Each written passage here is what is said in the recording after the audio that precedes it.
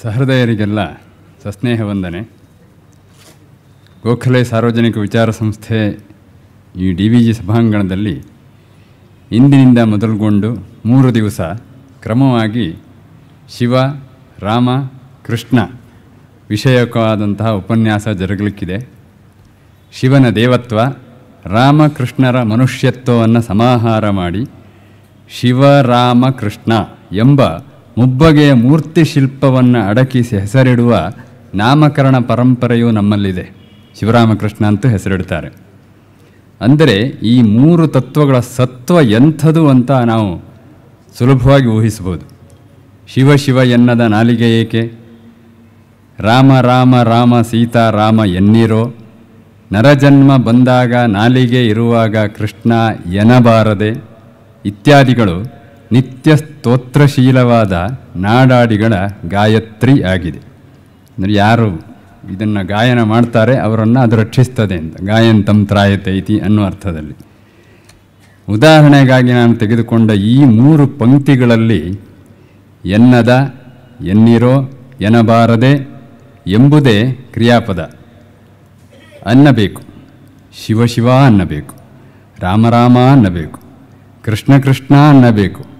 ಶಿವ ರಾಮ ಕೃಷ್ಣ ಎಂಬ ಅನ್ನ ಬೇಕು ಒಳ ಹಸಿವೆಗೆ. ನರಳಿಕೆಯಲ್ಲಿ, ಹೊರಳಿಕೆಯಲ್ಲಿ, ಅರಳಿಕೆಯಲ್ಲಿ, ತೆರಳಿಕೆಯಲ್ಲಿ ಅನಿಚ್ಛೆಯಿಂದ ನಾಲಿಗೆ ನುಡಿಯುವ ನಮ್ರ ನಾಮ ಶಿವ ಅಥವಾ ರಾಮ ಅಥವಾ ಕೃಷ್ಣ. ವೈದಿಕ ಅವೈದಿಕ, ನಾಗರಿಕ ಅನಾಗರಿಕ ಹರಲ್ಲೇಖಗಳಲ್ಲಿ ಅಚ್ಚಳಿಯದೆ ನಿಂತ ನೆಲೆ ನಿಂತ ಪೂರ್ಣ ಪ್ರತಿಮಾತ್ರಯ ಇದು. ರಾಮ ಹಾಗೂ ಕೃಷ್ಣರದು ಐತಿಹಾಸಿಕ ವ್ಯಕ್ತಿತ್ವ. ಇತಿಹಾಸ ಪುರಾಣಾಭ್ಯಾಂ ವೇದಂ ಸಮುಪಬ್ರಹ್ಮಯೇತ್ ಎಂಬ ವಿಧಿವಾಕ್ಯದ ವ್ಯಾಖ್ಯೆಗೆ ಮೇಟಿಕಂಬ ರಾಮಕೃಷ್ಣರೇ. ಅವರ ಮೂಲಕವೇ ವೇದಾರ್ಥ ವಿಸ್ತೃತವಾಗಿದೆ.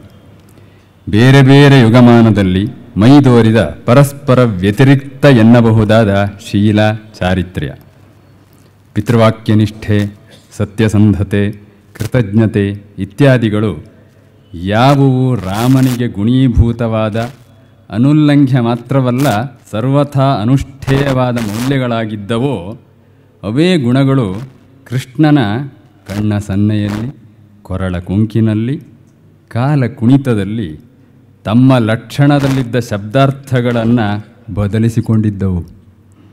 ಅಶ್ವತ್ಥಾಮಾಹತಃ ಎಂಬ ಅರ್ಧಾರ್ಧ ಸತ್ಯವನ್ನು ಸತ್ಯಂಭಟ್ಟ ಧರ್ಮರಾಜನ ಬಾಯಿಂದ ದಬ್ಬಳ ಹಾಕಿ ಕಕ್ಕಿಸಿಯೇ ಬಿಟ್ಟ ಕೃಷ್ಣ. ಆತ ಹೇಳಿದ್ದೇನು ಗೊತ್ತೇ? ಸತ್ಯ ಮಿಥ್ಯೆಯ ಚರ್ಚೆ ಶಾಸ್ತ್ರ ವೇದಿಕೆಗಿರಲಿ, ತಥ್ಯವಾವುದೋ ಸದ್ಯ ಅನಿವಾರ್ಯ ಗ್ರಾಹ್ಯ. ಭರ್ತ್ಯಗಿಲ್ಲವೇ ನಿಷ್ಠೆ ಸ್ವಾಂತ ಸುಖಾಯ, ಮೇಣ್ ಪಥ್ಯ ಕಿಡು ಕೊನೆಗೊಂದು ಕುಂಜರವ. ಕೊನೆಗೊಂದು ಕುಂಜರ ಅಂತ ಇಟ್ಬಿಡಯ್ಯ ಅಂದ.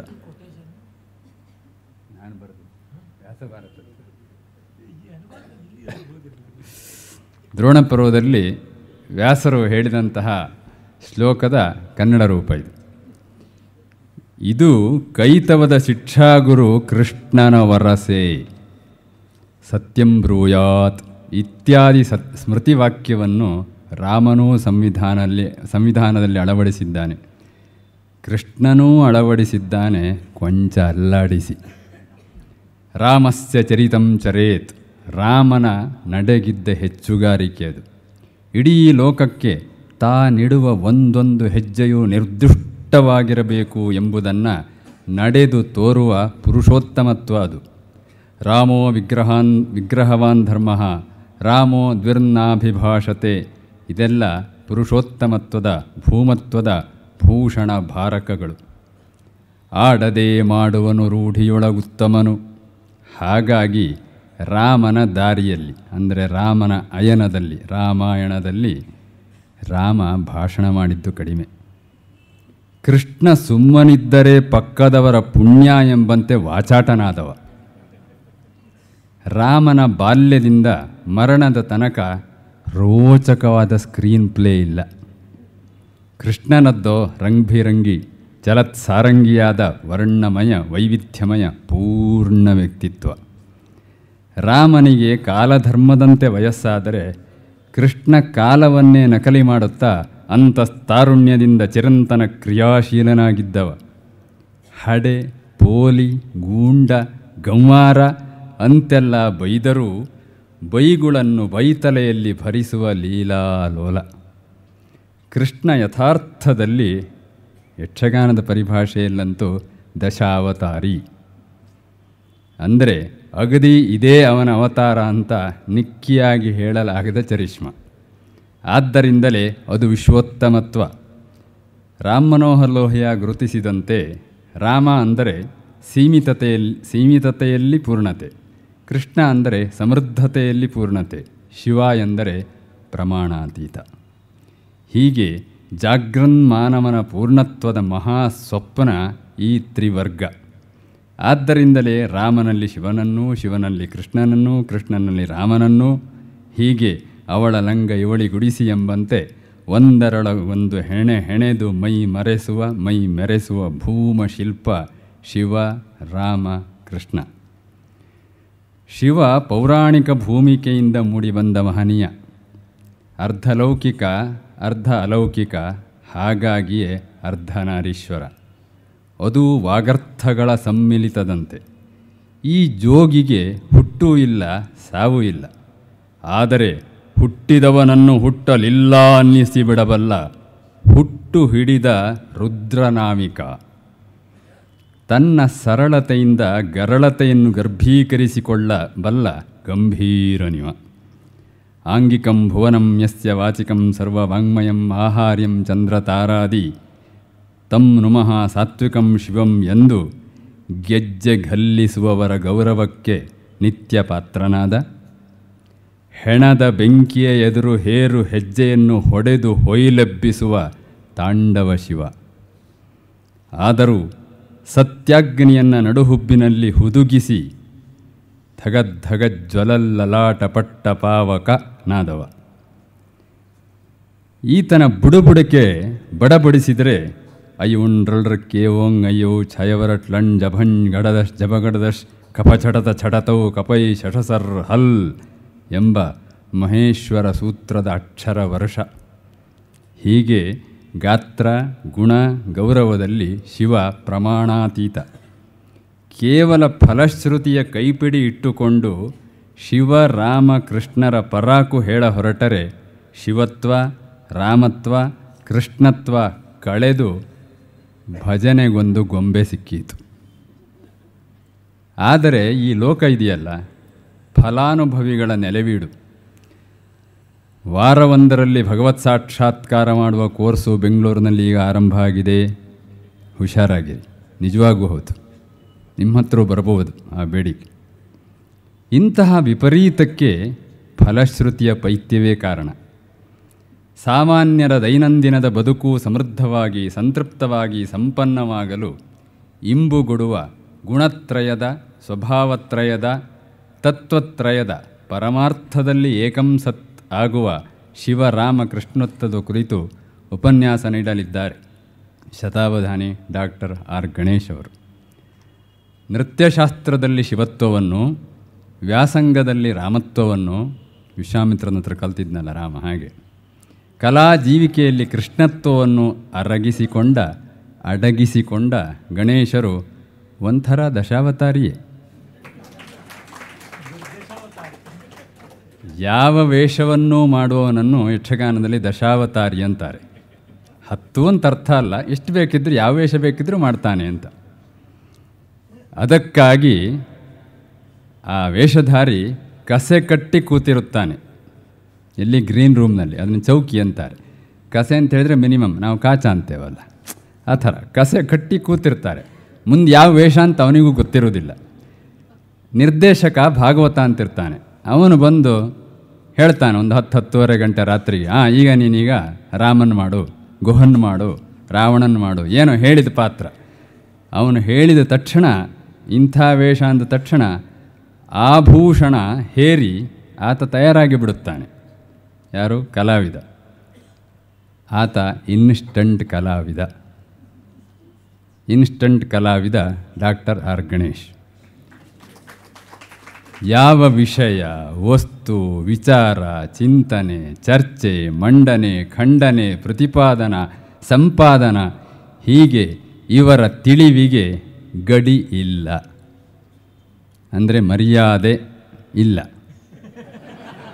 ಮರ್ಯಾದ ಅಂದರೆ ಗಡಿ ಅಂತ ಅರ್ಥ.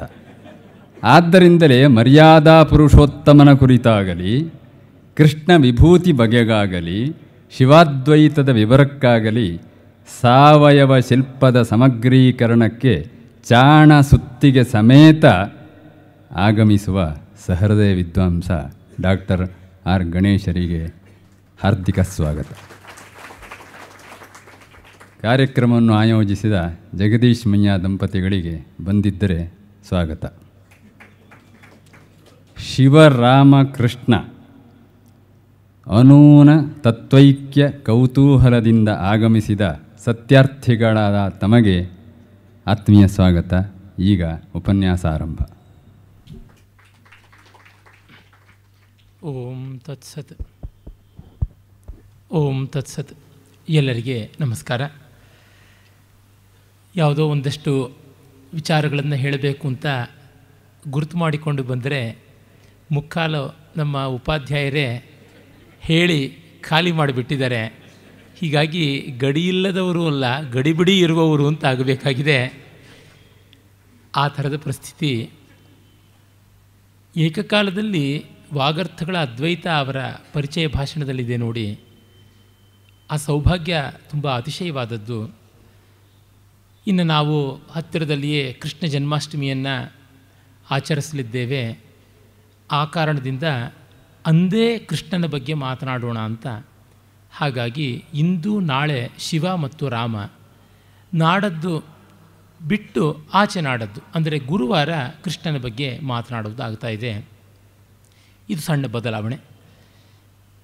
ಶಿವರಾಮಕೃಷ್ಣರ ಬಗ್ಗೆ ಭಾರತೀಯ ಪರಂಪರೆಯಲ್ಲಿ ಅತಿಶಯವಾದ ಚಿಂತನೆ ನಡೆದಿದೆ, ಸಂತತವಾದ ಅಭಿವ್ಯಕ್ತಿ ಸಾಗಿದೆ.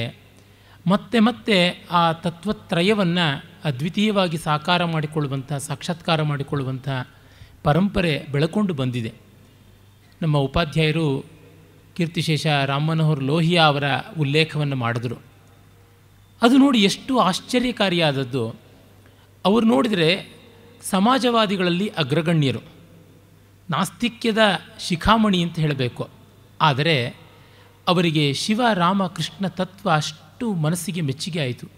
ರಾಜಕೀಯದಲ್ಲಿ ಬಿಡುವು ಅನ್ನುವ ಅವರ ಗ್ರಂಥದಲ್ಲಿ ಈ 3 ತತ್ವಗಳ ಬಗ್ಗೆ ತುಂಬ ಚೆನ್ನಾಗಿರುವಂಥ ಒಂದು ಲೇಖನವನ್ನು ಬರೆದಿದ್ದಾರೆ.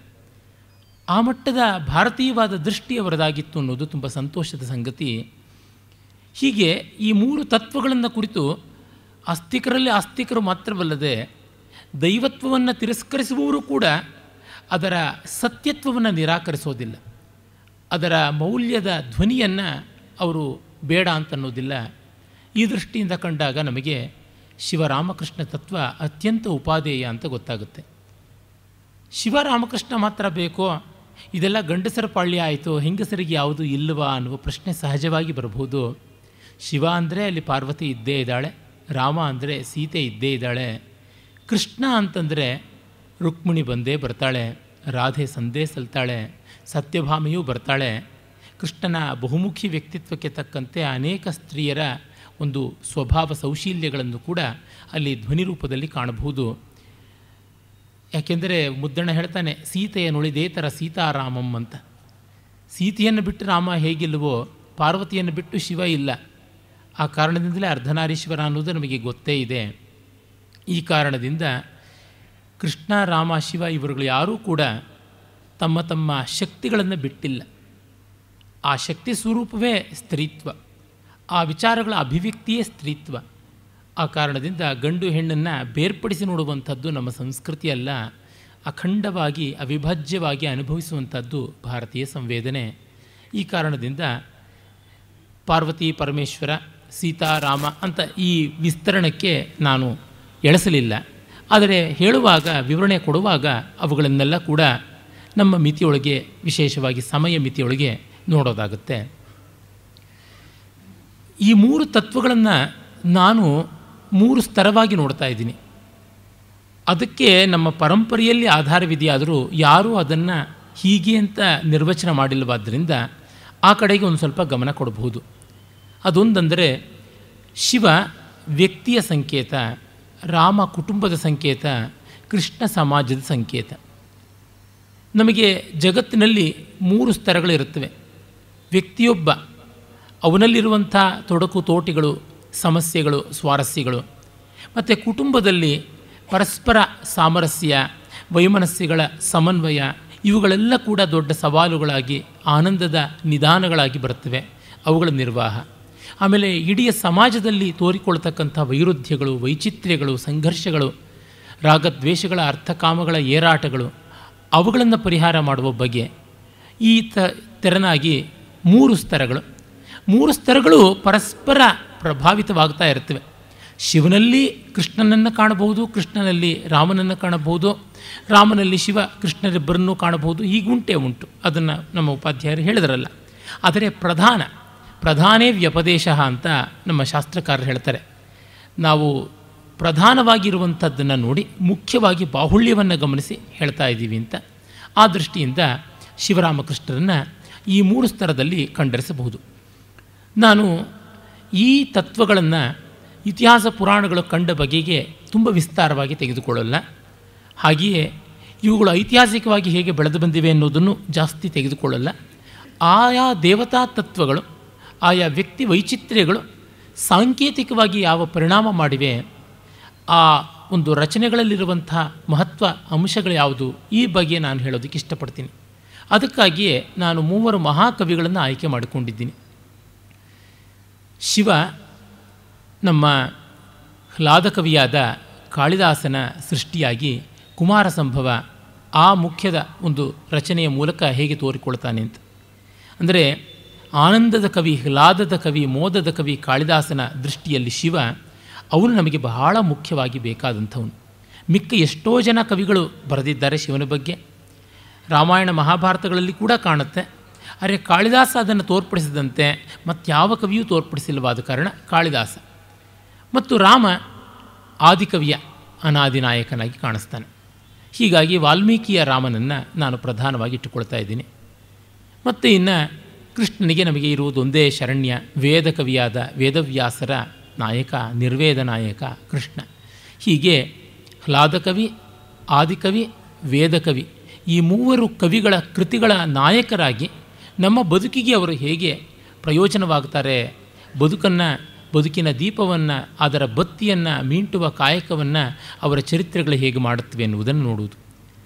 ಈ ಕಾರಣದಿಂದಲೇ ಈ ಉಪನ್ಯಾಸ ವಿಶೇಷವಾಗಿ ಸಾಧಕ ಪ್ರಯೋಜಕವಾದದ್ದು. ವಿಚಾರ, ಮಾಹಿತಿ ಇವುಗಳನ್ನು ಸಂಗ್ರಹ ಮಾಡುವವರಿಗೆ ಅಷ್ಟಾಗಿ ಪ್ರಯೋಜನಕಾರಿಯಲ್ಲ. ಸಾಮಾನ್ಯವಾಗಿ ವಿಚಾರಕ್ಕೆ, ಮಾಹಿತಿಗೆ ಒಂದು ಮಟ್ಟದ ಅವಧಾರಣೆಯನ್ನು ಹಾಕಿ ಎಷ್ಟೋ ಭಾಷಣಗಳನ್ನು ಇದೇ ವೇದಿಕೆಯಲ್ಲಿ ನಾನು ಮಾಡಿದ್ದೇನೆ. ನಮ್ಮ ಭಾರತೀಯ ಸಂಸ್ಕೃತಿ ಪರಿಚಯದಲ್ಲಿ ಆ ರೀತಿಯಾದ ಮಾಹಿತಿಯ ಮಹಾಪುರ ಅನ್ನುವಂತೆ ಇತ್ತು ಅಂತ ಕೆಲವರು ಹೇಳಿದ್ದನ್ನು ಕೇಳಿದ್ದೀನಿ ನಾನು. ಆದರೆ ಹಿಂದೊಮ್ಮೆ ಆನಂದಮಯ ಜೀವನಕ್ಕೆ ಭಾರತೀಯ ಮೌಲ್ಯಗಳು ಅನ್ನುವ ತೆರನಾದ ಭಾಷಣ ಮಾಡಿದಾಗ ಸಾಧಕೈಕ ದೃಷ್ಟಿಯನ್ನು ಗಮನದಲ್ಲಿಟ್ಟುಕೊಂಡಿದ್ದೆ. ಈ 3 ದಿವಸಗಳ ಭಾಷಣ ಕೂಡ ಹಾಗೆಯೇ ಸಾಧಕರಿಗೆ ಇವು ಹೇಗೆ ಪ್ರಯೋಜನಕಾರಿ ಅಂತ.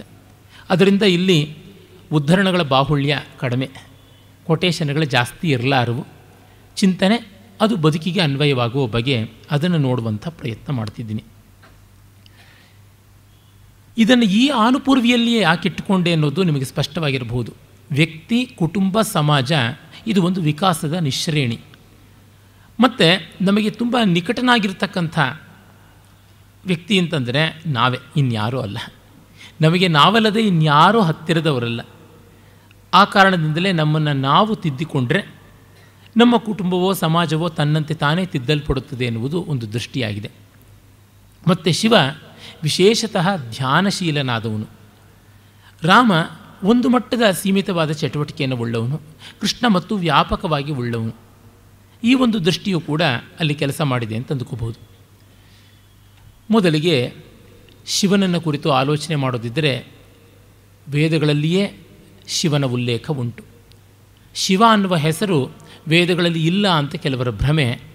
ಯಜುರ್ವೇದವೂ ವೇದವೇ ಅನ್ನುವುದನ್ನು ಅವರು ಮರೆತು ಬಿಟ್ಟಿದ್ದಾರೆ. ಯಜುರ್ವೇದದಲ್ಲಿ ನಮ್ಮ ಶಿವಾಯ ಚ ಶಿವತರಾಯ ಚ ಅಂತೆಲ್ಲ ಹೇಳುವಾಗ ಶಿವ ಕಂಡೇ ಕಾಣಿಸ್ತಾನೆ. ಮತ್ತು ರುದ್ರನ ಹೆಸರು ಅದಾಗಿದೆ ಅಂತ ಗೊತ್ತು.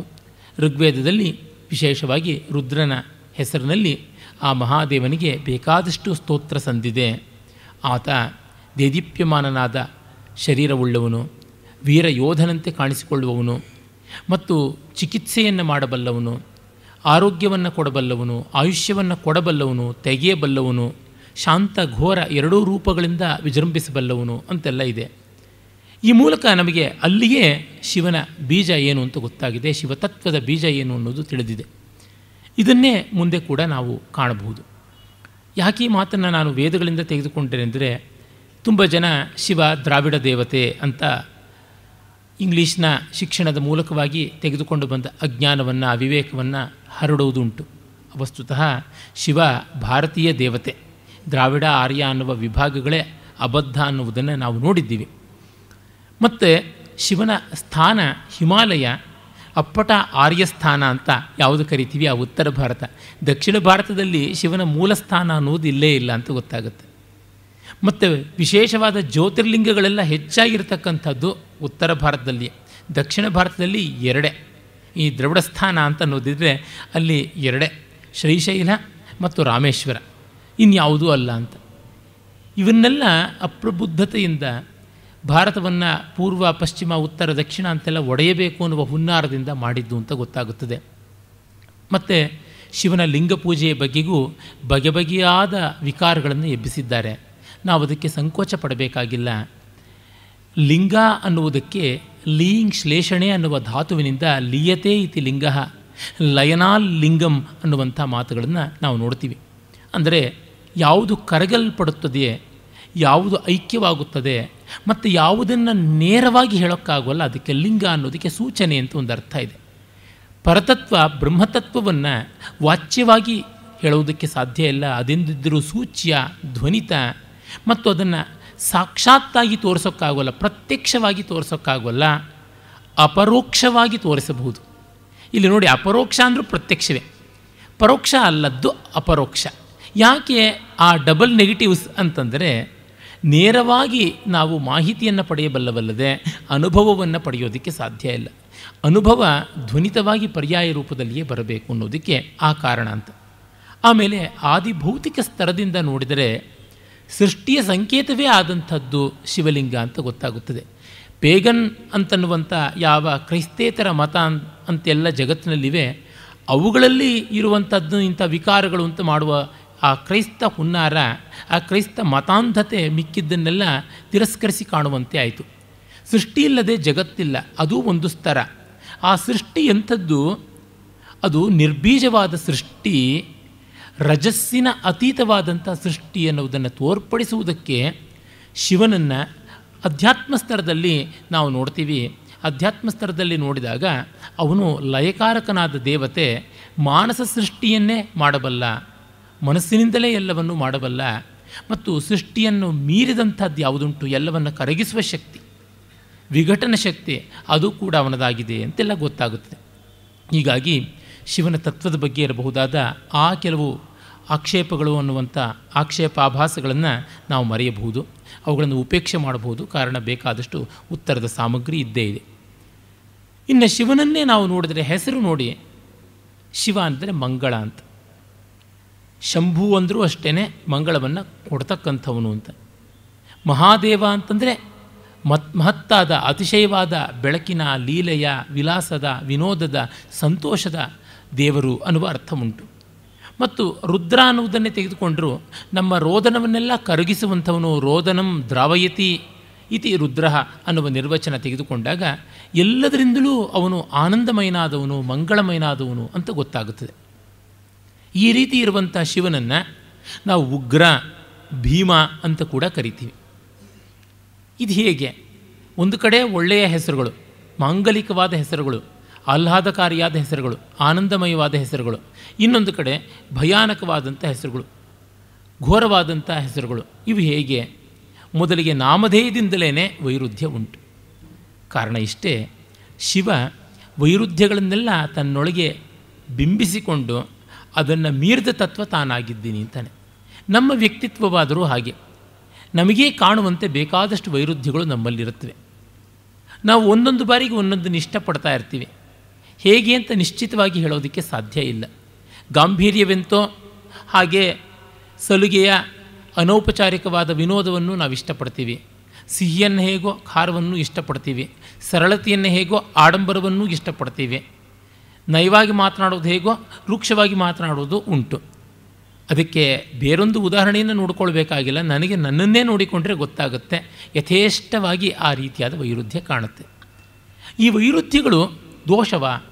ಮನುಷ್ಯನಲ್ಲಿ ಈ ಬಗೆಯಾದಂಥ ಭಿನ್ನತೆಗಳು ಪಾಪವ ಅನ್ನುವುದು ಒಂದು ಪ್ರಶ್ನೆ. ಯಾಕೆಂದರೆ ಆತ್ಯಂತಿಕವಾದ ವಾಸ್ತವವಾದಿಗಳಲ್ಲಿ ಭೇದ ಪರಮಾರ್ಥ ಅಂತನ್ನುವಾಗ ಈ ವೈರುಧ್ಯಗಳನ್ನು ಜೀರ್ಣಿಸಿಕೊಳ್ಳಲಾರದು. ಆದರೆ ಆದರ್ಶವಾದಿಗಳು, ಆತ್ಯಂತಿಕವಾಗಿ ಅಖಂಡಾದ್ವೈತವಾದಿಗಳಿಗೆ ಈ ವೈರುಧ್ಯಗಳೆಲ್ಲ ಇವು ವೈಷಮ್ಯಗಳಲ್ಲ, ವೈವಿಧ್ಯಗಳು ಅಂತ ಗೊತ್ತಾಗುತ್ತೆ. ವಿವಿಧತೆ ಬೇರೆ, ವಿರುದ್ಧತೆ ಬೇರೆ. ಎರಡು ಬೇರೆಯಾಗಿದೆ ಅಂದರೆ ಎರಡು ಕಚ್ಚಾಡ್ತಾ ಇದೆ ಅಂತಲೇ ಯಾಕೆ ಅರ್ಥ ಮಾಡಿಕೊಳ್ಳಬೇಕು? ಅವುಗಳನ್ನು ಸಮನ್ವಯ ಮಾಡುವಂಥ ಒಂದು ಆತ್ಮಶಕ್ತಿ ಇದ್ದರೆ ಸಾಕು. ಈ ದೃಷ್ಟಿಯಿಂದ ಕಂಡಾಗ ಶಿವನ ನಾಮಧೇಯದಲ್ಲಿಯೇ ಎರಡೂ ರೀತಿಯ ಮುಖಗಳು ಉಂಟು. ಆ ಎರಡೂ ರೀತಿಯ ಮುಖಗಳಿಗೂ ಅಷ್ಟೇ ಸಾರ್ಥಕ್ಯ ಇದೆ ಅಂತ ನೋಡ್ಬೋದು. ಅವು ಹೇಗೆ ಅನ್ನೋದು ಅವನ ರೂಪಧೇಯದಿಂದ ನಮಗೆ ಗೊತ್ತಾಗುತ್ತೆ. ರೂಪಧೇಯ ಅಂದರೆ ಆಕಾರ, ನಾಮಧೇಯ ಅಂತಂದರೆ ಸಂಜ್ಞೆ. ಜಗತ್ತು ನಾಮಧೇಯ ರೂಪಧೇಯವಲ್ಲದೆ ಇನ್ಯಾವುದು. ನಾಮರೂಪ ಬಿಟ್ಟು ಈ ಜಗತ್ತನ್ನುವುದು ಇಲ್ಲ. ಅಂದರೆ ಯಾವುದೇ ಒಂದು ಪದಾರ್ಥಕ್ಕೆ ಒಂದು ಆಕಾರ, ಒಂದು ಅಸ್ತಿತ್ವ ಅಂತಿರುತ್ತೆ. ಅದನ್ನು ಗುರುತಿಸೋದಕ್ಕೆ ಒಂದು ಸಂಜ್ಞೆ, ಹೆಸರು ಅಂತ ಇರುತ್ತೆ. ಹೆಸರಿಲ್ಲದ ಪದಾರ್ಥ ನಮ್ಮ ಸ್ಫುರಣೆಗೆ ಬರೋಲ್ಲ. ಪದಾರ್ಥವಿಲ್ಲದ ಹೆಸರು ಪ್ರಯೋಜನಕ್ಕೆ ಬರೋಲ್ಲ. ಮೊಲದ ಕೊಂಬು ಹೆಸರಿದೆ, ಆದರೆ ಅದು ಲೋಕದಲ್ಲಿ ಇಲ್ಲ, ಅದಕ್ಕೆ ರೂಪಧೇಯವಿಲ್ಲ. ಹಾಗಾಗಿ ಅದೇನೂ ಪ್ರಯೋಜನಕ್ಕೆ ಬರೋಲ್ಲ. ಅದೇ ರೀತಿ ಅದೇನೋ ಇದೆ ನೋಡಿ, ಅದು ಅದು ಅಂತ ಎಷ್ಟೋ ಜನ ಹೇಳ್ತಾರೆ. ಅದು ಅದು ಅಂತಂದರೆ ಅದು ಏನು ಹೇಳಿ, ಅದೇ ಅಲ್ಲಿದೆಯಲ್ಲ, ಇಲ್ಲಾಗಿದೆಯಲ್ಲ ಅದು ಅಂತ. ಅಂದರೆ ಭಾಷೆ ಎಷ್ಟು ಮುಖ್ಯ ಅಂತ ನಮಗೆ ಗೊತ್ತಾಗುತ್ತೆ. ನಾಮಧೇಯ ರೂಪಧೇಯಗಳಿಗೆ ಈ ಅವಿನಾಭಾವವಾದ ಸಂಬಂಧ ಇದೆ. ಶಿವನನ್ನು ನಾಮಧೇಯದಿಂದ ನೋಡಿದಾಗ ಭಿನ್ನತೆ ಅಂತ ಗೊತ್ತಾಯಿತು. ಇನ್ನು ರೂಪಧೇಯದಿಂದ ನೋಡಿದ್ರೆ ಅವನನ್ನು ವೇದಗಳು ಶುದ್ಧ ಸ್ಫಟಿಕ ಅಂತ ವರ್ಣಿಸಿವೆ, ಧವಳ ಶರೀರಿ ಅಂತ. ಆಗಮಗಳಲ್ಲಿ ಸದ್ಯೋಜಾತ, ಈಶಾನ, ತತ್ಪುರುಷ, ಅಘೋರ ಮತ್ತು ಸದ್ಯೋಜಾತ, ಈ ರೀತಿಯಾಗಿ ಸದ್ಯೋಜಾತ, ಈಶಾನ, ಅಘೋರ, ತತ್ಪುರುಷ, ವಾಮದೇವ, ಈ 5 ಮುಖಗಳು ಉಳ್ಳಂಥವನು ಅಂತೆಲ್ಲ ಹೇಳ್ತಾರೆ. ಹಾಗೆ 5 ಮುಖಗಳಿರುವಂಥ ಶಿವನಿಗೆ 5 ಬಣ್ಣಗಳನ್ನು ಹೇಳಿದ್ದಾರೆ. ಕೆಂಪು, ಬಿಳಿ, ಹಳದಿ, ನೀಲಿ, ಹಸುರು. ಈ 5 ಬಣ್ಣಗಳನ್ನು 5 ಮುಖಕ್ಕೆ ಸಮೀಕರಣ ಮಾಡಿ ಹೇಳಿದ್ದಾರೆ. ಹಾಗಲ್ಲದೆ ಅವನು ಕಾಲಕಾಲನಾದಾಗ ಕಪ್ಪು ಬಣ್ಣದಲ್ಲಿರ್ತಾನೆ, ರುದ್ರನಾದಾಗ ಕೆಂಪು ಬಣ್ಣದಲ್ಲಿರ್ತಾನೆ, ಭೀಮನಾದಾಗ ನೀಲವರ್ಣದಲ್ಲಿರ್ತಾನೆ. ಈ ರೀತಿಯಾದ ಬೇರೆ ಬೇರೆಯ ಬಣ್ಣಗಳನ್ನು ಕೊಟ್ಟಿದ್ದಾರೆ. ಆದರೆ ಪ್ರಧಾನವಾಗಿ ಶಿವನ ಸ್ಥಾಯಿಭಾವದ ವರ್ಣ ಬಿಳುಪು ಅಂತಲೇ ಉಂಟು, ಧವಲ ಶರೀರಿ ಅಂತ. ನೀವು ಉತ್ತರ ಭಾರತದ ಕಾಂಗ್ರಾ, ರಜಪುಟಾಣಿ ಮೊದಲಾದ ಕಲಾ ಚಿತ್ರ ಪ್ರಕಾರದ್ದು ಯಾವುದು ಉಂಟು, ಚಿತ್ರಕಲಾ ಪ್ರಕಾರದ ಸ್ಕೂಲ್ಸ್ ಅಂತೀವಲ್ಲ, ಆ ಒಂದು ಪರಂಪರೆ ಅಲ್ಲಿ ನೋಡಿದ್ರೆ ನಿಮಗೆ ಆ ಮಿನಿಯೇಚರ್ ಪೇಂಟಿಂಗ್ಗಳಲ್ಲಿ ಚೆನ್ನಾಗಿ ಗೊತ್ತಾಗುತ್ತೆ. ಧವಳಮಯ ಶರೀರಿಯಾಗಿಯೇ ಶಿವನನ್ನು ಚಿತ್ರಿಸುವಂಥದ್ದಾಗಿರುತ್ತೆ. ಇವನು ಮಾಡೋದು ನೋಡಿದ್ರೆ ತಮೋಗುಣದ ಕೆಲಸ ಅಂತೀವಿ. ಲಯಕಾರಕ ತಮೋಗುಣದ ಕೆಲಸ ಮಾಡುವವನು, ಅವನು ಬೆಳ್ಳಗಿದ್ದಾನಲ್ಲ, ಇದು ಎಂಥ ವೈರುಧ್ಯ. ಅದೇ ವಿಷ್ಣುವನ್ನು ನೋಡಿದರೆ ಆತ ಸತ್ವಮೂರ್ತಿ, ಸ್ಥಿತಿಕರ್ತ, ಅವನ ಬಣ್ಣ ನೋಡಿದ್ರೆ ಕಪ್ಪು ಅಂತಂತೀವಿ. ಇದು ಹೇಗೆ ಸಾಧ್ಯ?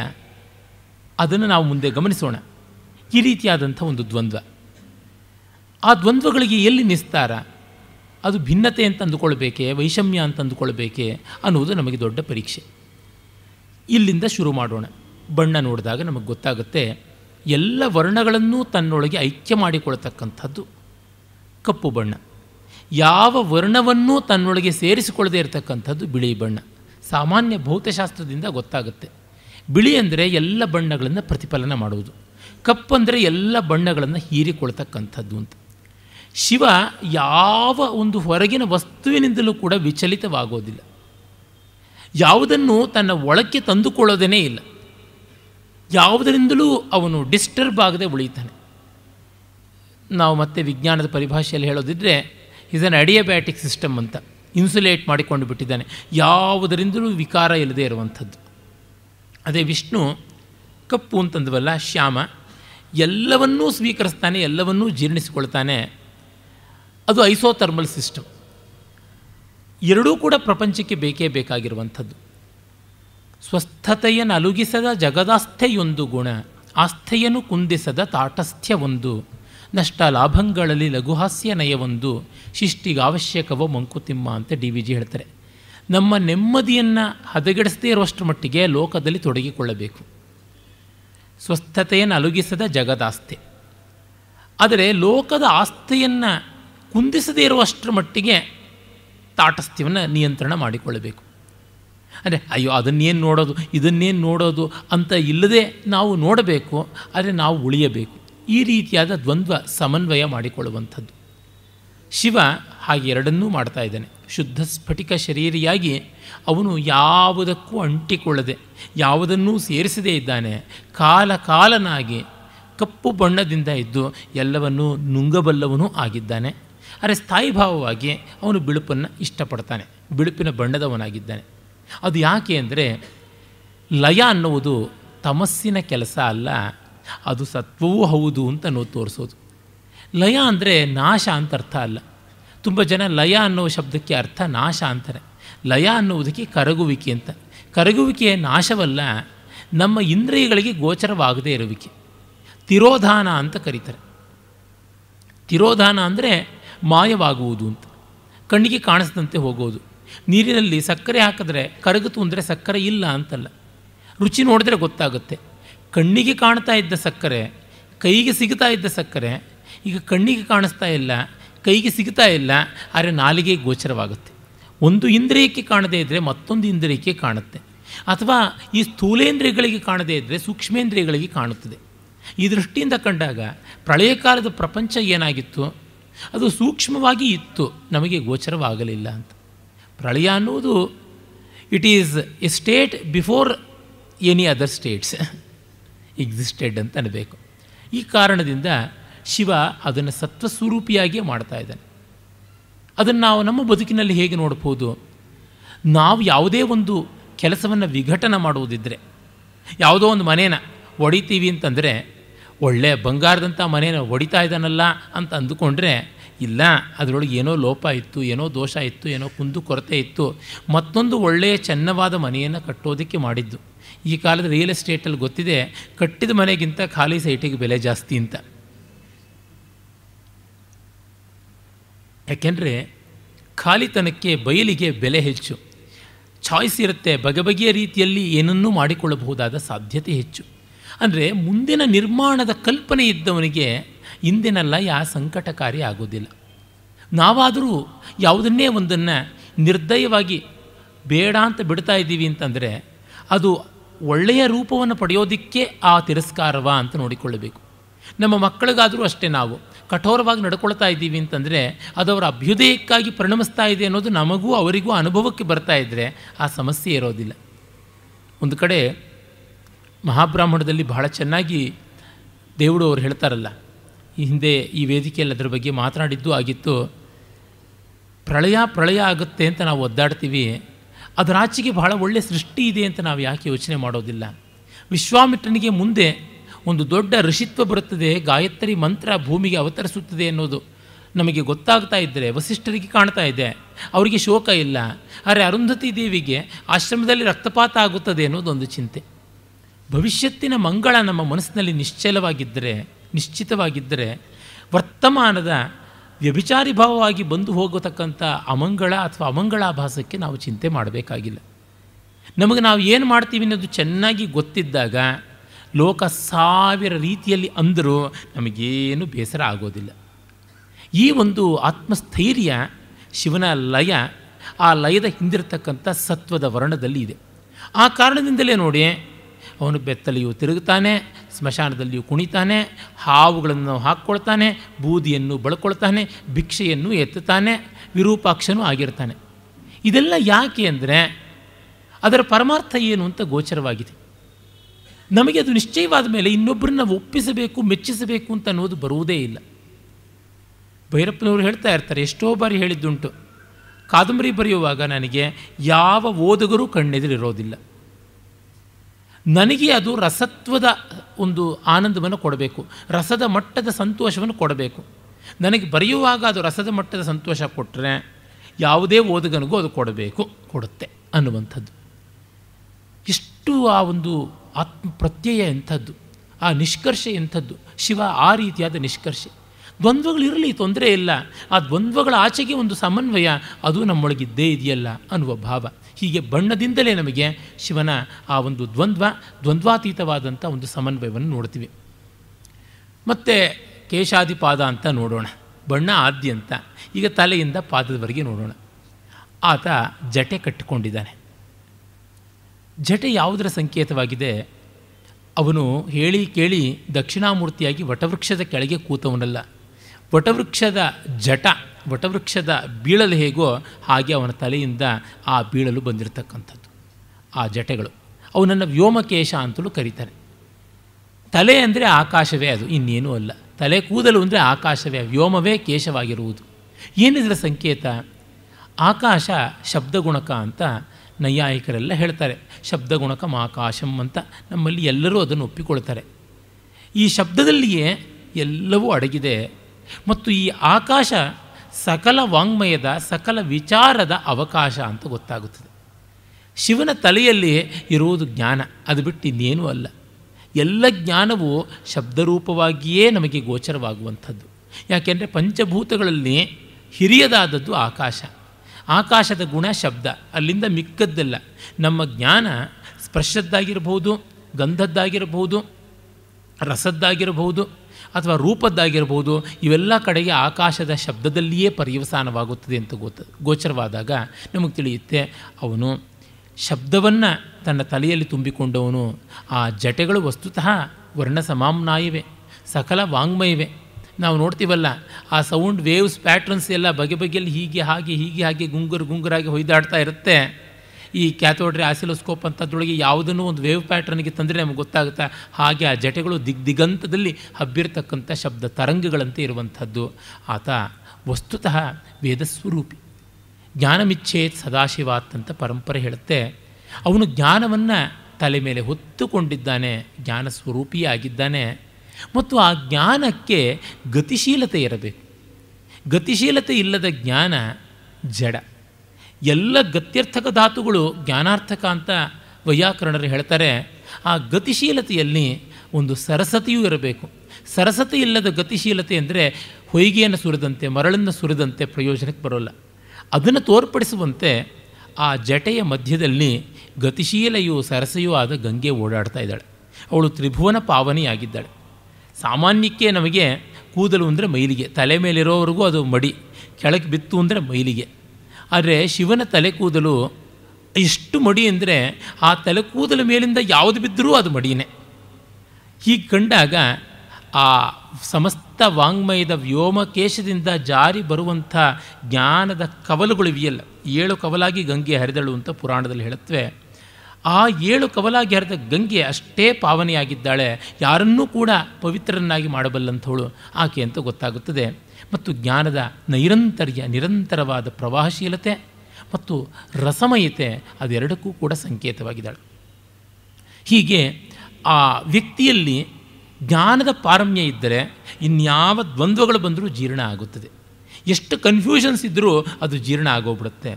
ಒಬ್ಬ ವ್ಯಕ್ತಿಗೆ ತಿಳಿವಿದೆ ಅಂದರೆ ನಾವು ಆ ತಿಳಿವಿಗಾಗಿ ಗೌರವಿಸ್ತೀವಿ, ಮಿಕ್ಕದ್ದನ್ನೆಲ್ಲ ಮರೀತೀವಿ ಅನ್ನೋದು ನಮಗೆ ತಿಳಿಯುತ್ತೆ. ಆಮೇಲೆ ತಲೆಯ ಮೇಲೆ ಚಂದ್ರನೂ ಇದ್ದಾನೆ. ಚಂದ್ರ ಹಿಗ್ಗುತ್ತಾನೆ, ಕುಗ್ಗುತ್ತಾನೆ ಅಲ್ವೇ? ಆದರೆ ಶಿವನ ತಲೆಯ ಮೇಲಿರುವ ಚಂದ್ರ ಮಾತ್ರ ಹಿಗ್ಗುವುದೇ ಇಲ್ಲ, ಕುಗ್ಗುವುದೂ ಇಲ್ಲ, ಸದಾಕಾಲ ಬಾಲೇಂದುವಾಗಿದ್ದಾನೆ. ಬಾಲೇಂದು ಅಂದರೆ ಪ್ರವರ್ಧಮಾನ, ವೃದ್ಧಿಶೀಲ, ಅಭಿವೃದ್ಧಿಶೀಲ ಅಂತ. ಬೆಳೀತಾನೆ. ಯಾವಾಗ ಬೆಳೀತಾನೆ ಗೊತ್ತಿಲ್ಲ, ಬೆಳೀತಾ ಇರ್ತಾನೆ. ಆದರೆ ಅವನು ಮುದುಕ ಆಗೋದಿಲ್ಲ.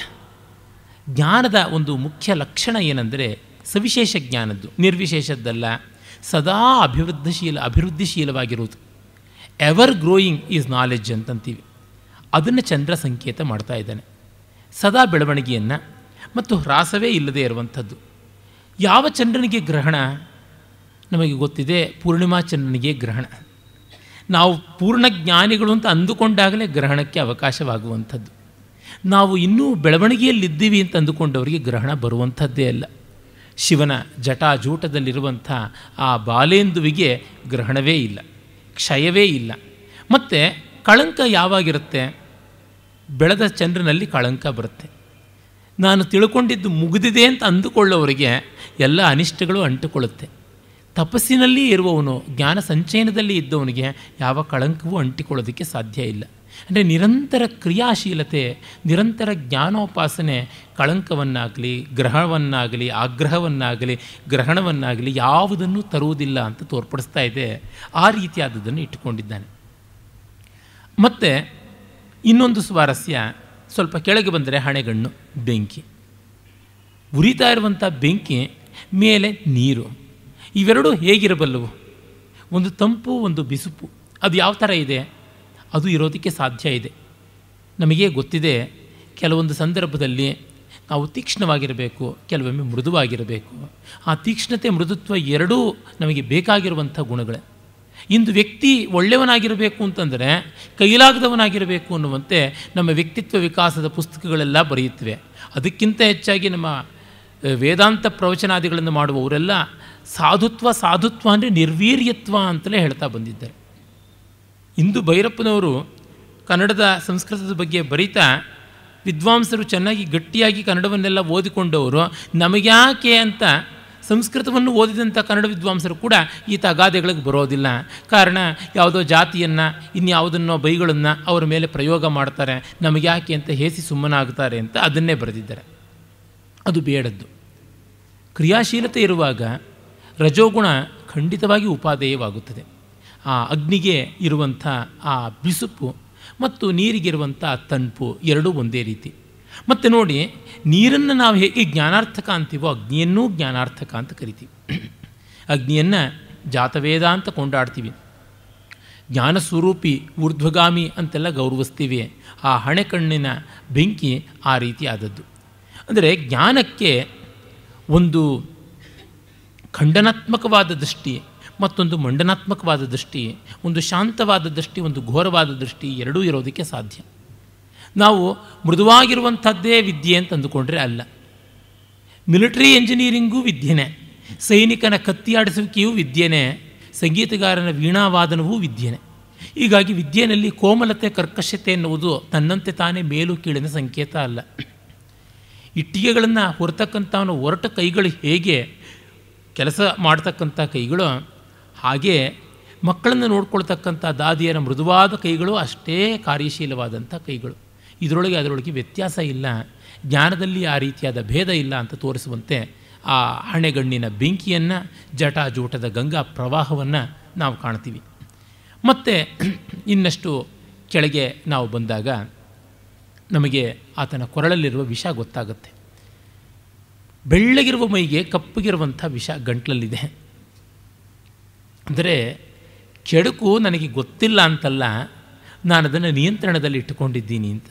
ಅಪ್ಪಯ್ಯ ದೀಕ್ಷಿತರು ಹೇಳ್ತಾರೆ, ವಿದ್ವಾಂಸನಾದವನು ಒಳಿತು ಕೆಡುಕುಗಳನ್ನು ಎಲ್ಲವನ್ನೂ ಗಮನಿಸಿ ಒಂದು ಸಂಗತಿಯ ಕೆಡುಕನ್ನು ಅರ್ಥ ಮಾಡಿಕೊಂಡು ಗಂಟಲ್ಲಿ ಇಟ್ಕೊಳ್ತಾನೆ, ಒಳಿತನ್ನು ತಲೆಯ ಮೇಲೆ ಪ್ರಕಾಶನ ಮಾಡ್ತಾನೆ ಅಂತ. ಒಂದು ಕೆಲಸದಲ್ಲಿ ಒಟ್ಟಂದದಲ್ಲಿ ಆದಂಥ ಒಳಿತು ಕಡೆಗೆ ಬರ್ಪ ಲೇಸು ಅಂತ ರಾಘವಾಂಕ ಹೇಳ್ತಾನಲ್ಲ, ಅದು ಎಂಡ್ ಪ್ರಾಡಕ್ಟ್ನಲ್ಲಿ ಪ್ಲಸ್ ಅಲ್ಲಿರಬೇಕು. ಸಿಗ್ಮಾ ಪ್ಲಸ್ ಅಂತ ಕರೀತಾರೆ ಸ್ಟ್ಯಾಟಿಸ್ಟಿಕ್ಸಲ್ಲಿ. ಸಿಗ್ಮಾ ಪ್ಲಸ್ ಇದೆಯಾ, ತಲೆ ಮೇಲೆ ಬೆರೆಸು. ಅದು ಇಲ್ಲವಾ, ಅದನ್ನು ವಿಷ ಅಂತ ತಿಳಿದು ದೂರ ಇಡು. ಈ ಎರಡು ರೀತಿಯಲ್ಲಿ ಅವನು ನಡೆಸ್ತಾ ಇದ್ದಾನೆ. ಜೊತೆಗೆ ಅವನಿಗೆ, ಶಿವನಿಗೆ ತಲೆಯ ಮೇಲೆ ಸುಧಾಕರನಾದ ಅಮೃತ ಕಿರಣನೇ ಆದ ಚಂದ್ರ ಇದ್ದಾನೆ ಅಂತ ಸಂತೋಷವೂ ಇಲ್ಲ, ಕೊರಳಲ್ಲಿ ವಿಷವೇ ಇದೆಯಲ್ಲ ಅಂತ ಸಂಕಟವೂ ಇಲ್ಲ. ಒಂದಕ್ಕೆ ಒಂದರಿಂದ ವಿಮೋಚನೆ ಉಂಟು, ಎರಡನ್ನೂ ಕೂಡ ಬಳಸಬಲ್ಲ. ಜ್ಞಾನ ಮತ್ತೆ ನೋಡಿದರೆ ನಮಗೆ ಗೊತ್ತಾಗುತ್ತೆ, ಅದು ಚಿಕಿತ್ಸಕವಾಗೂ ಇರಬಹುದು. ವಿಷವನ್ನೂ ಚಿಕಿತ್ಸೆಗೆ ಬಳಸಬಹುದು, ಅಮೃತವನ್ನೂ ಸಾವಿಗೆ ಬಳಸೋದಕ್ಕೆ ಸಾಧ್ಯ ಉಂಟು. ಆಯುಧ ವಿಶೇಷದಿಂದ ನಮಗೆ ಗೊತ್ತಾಗುತ್ತೆ, ಹೇಗೂ ಮಾಡಬಹುದು.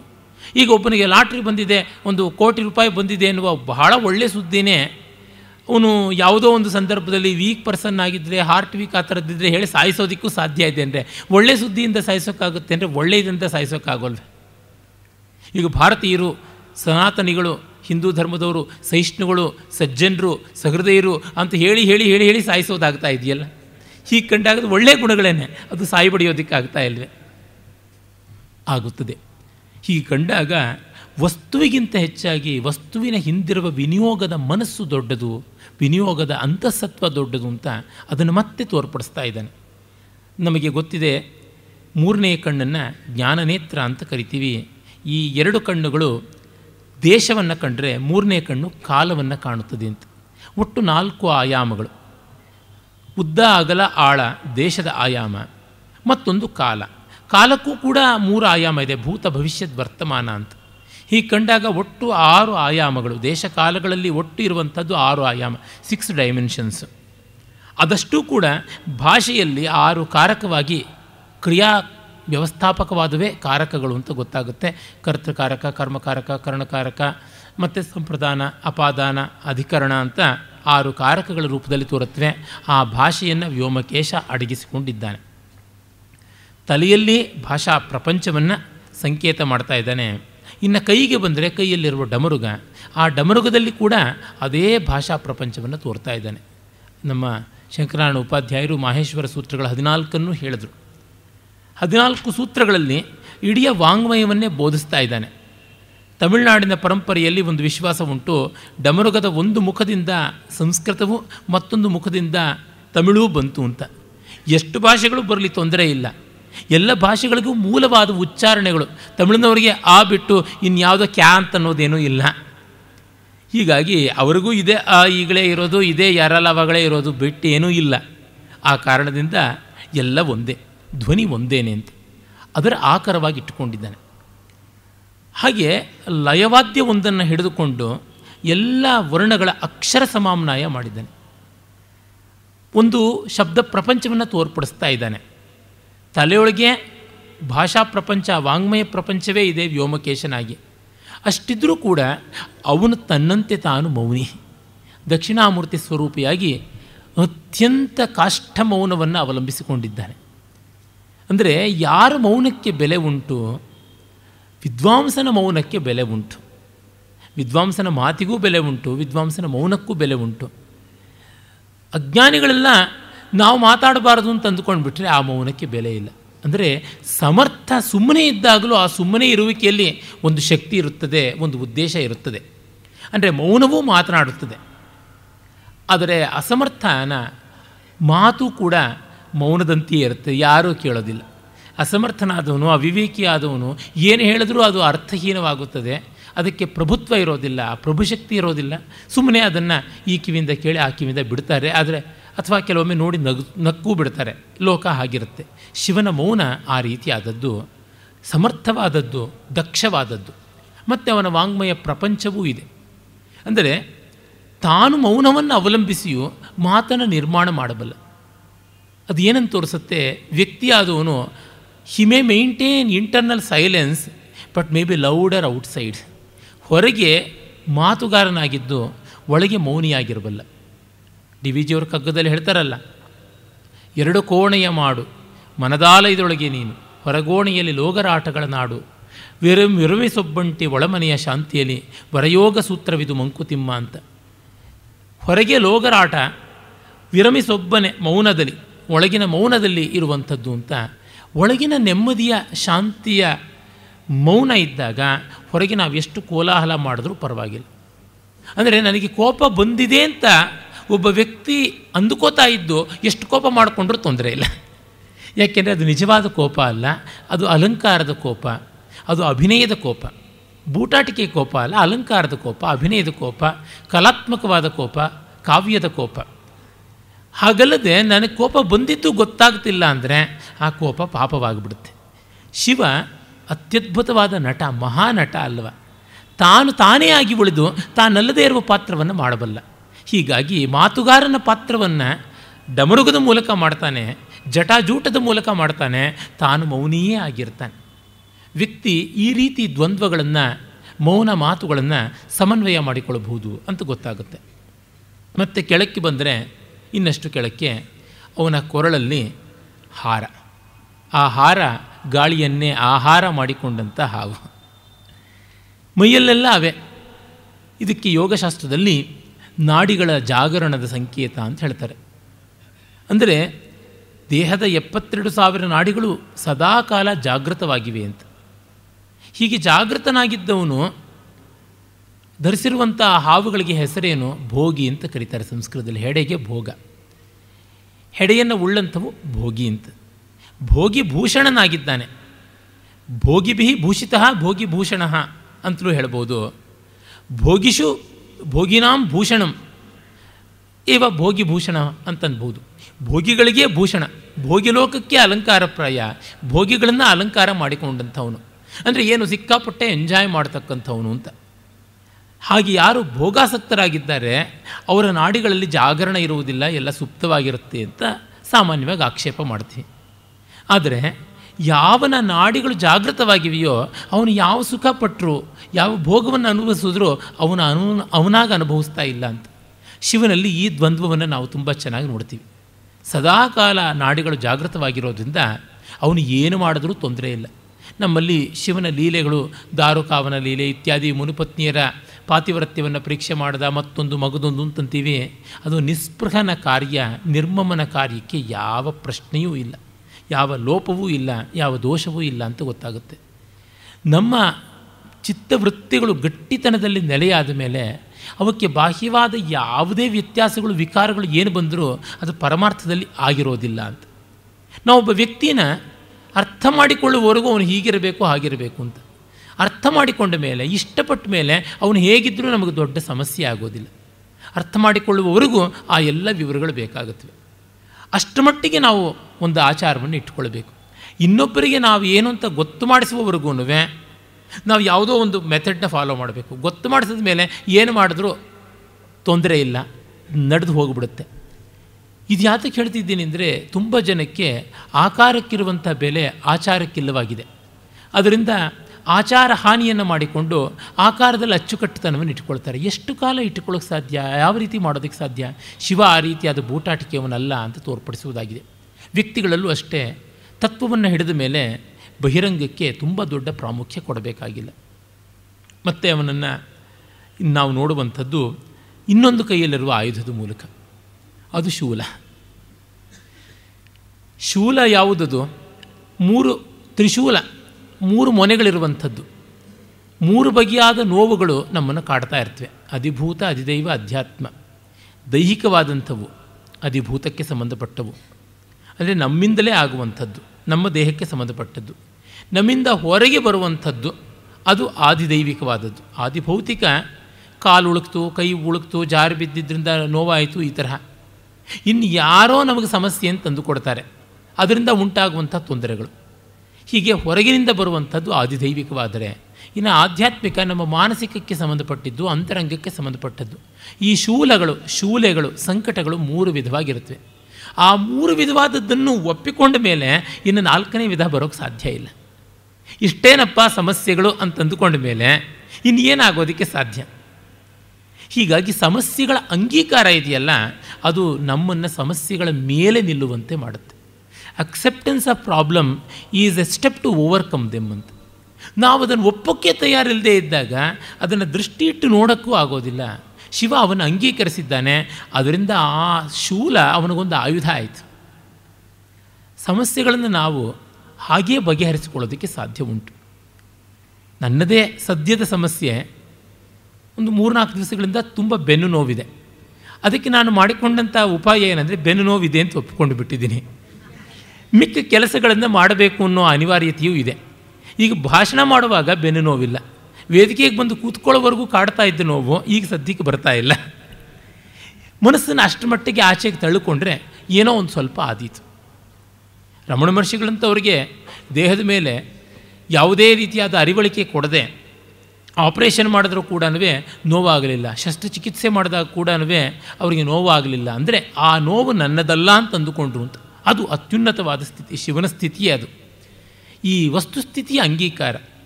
ವಸ್ತುಸ್ಥಿತಿ ಅಂಗೀಕಾರ ಯಾಕೆ ಮಾಡಬೇಕಾಗುತ್ತೆ ಅಂದರೆ, ಕಷ್ಟದಲ್ಲಿ. ನಾವು ಸುಖದಲ್ಲಿ ವಸ್ತುಸ್ಥಿತಿ ಅಂಗೀಕಾರ ಮಾಡಲೇಬೇಕಾಗಿಲ್ಲ, ಜಲಸಾದಲ್ಲಿರ್ತೀವಿ. ಆದರೆ ಕಷ್ಟದಲ್ಲಿ ಮಾತ್ರ ವಸ್ತುಸ್ಥಿತಿ ಹೀಗೆ ಅಂತ ಒಪ್ಪಿಕೊಳ್ಳಬೇಕಲ್ಲ. ಒಪ್ಪಿಕೊಂಡ ತಕ್ಷಣ ಅದು ನಮಗೆ ಒಂದು ಬಲವಾಗುತ್ತೆ. ಅಂಗೀಕಾರದಲ್ಲಿರುವ ಬಲ ತಿರಸ್ಕಾರದಲ್ಲಿ ಇಲ್ಲ ಅನ್ನುವುದನ್ನು, ತೊಂದರೆ ಅನಾಹುತ ಮಾಡುವಂಥದ್ರೊಳಗೂ ಶಿವ ಇಟ್ಕೊಂಡಿದ್ದಾನೆ ಅನ್ನೋದು ನಮಗೆ ತುಂಬ ಉಪಾದೇಯವಾಗುವಂಥ ಶಿವಾಂಶ ಅಂತ ಅನಿಸುತ್ತೆ. ಇನ್ನು ಮತ್ತೂ ಕೆಳಕ್ಕೆ ಬಂದರೆ ಇನ್ನೆರಡು ಕೈಗಳಲ್ಲಿ 10 ಕೈಗಳಿವೆ ಮಹಾದೇವನಿಗೆ ಬೇಕಾದಂತೆ. ಸದ್ಯಕ್ಕೆ 4 ಕೈಗಳನ್ನು ನೋಡೋಣ. ಒಂದು ಕೈಯಲ್ಲಿ ಭಿಕ್ಷಾಪಾತ್ರೆ ಇದೆ. ಅವನ ಹೆಸರೇ ಈಶ್ವರ.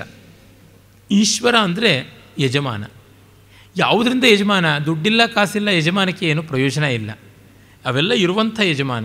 ಹಾಗಾಗಿ ಐಶ್ವರ್ಯ ಅನ್ನೋದು ಈಶ್ವರನಿಗೆ ಸಂಬಂಧಪಟ್ಟದ್ದು. ಈಶ್ವರಸ್ಯ ಭಾವ ಐಶ್ವರ್ಯಂ ಅಂತೀವಿ. ಆ ಐಶ್ವರ್ಯ ಇಟ್ಟುಕೊಂಡವನಾದರೂ ಭಿಕ್ಷಾಪಾತ್ರೆ ಅವನ ಕೈಯಲ್ಲಿದೆ. ಭಿಕ್ಷೆ ಬೇಡ್ತಾನೆ ಅಂದರೆ ಇದು ಎಂಥ ವಿರೋಧ ಅಂತ ಅನಿಸ್ಬೋದು. ಕಾರಣ ಇಷ್ಟೇ, ತಾನು ತನ್ನ ಐಶ್ವರ್ಯವನ್ನು ಬಳಸಿಕೊಳ್ತಾ ಇಲ್ಲ.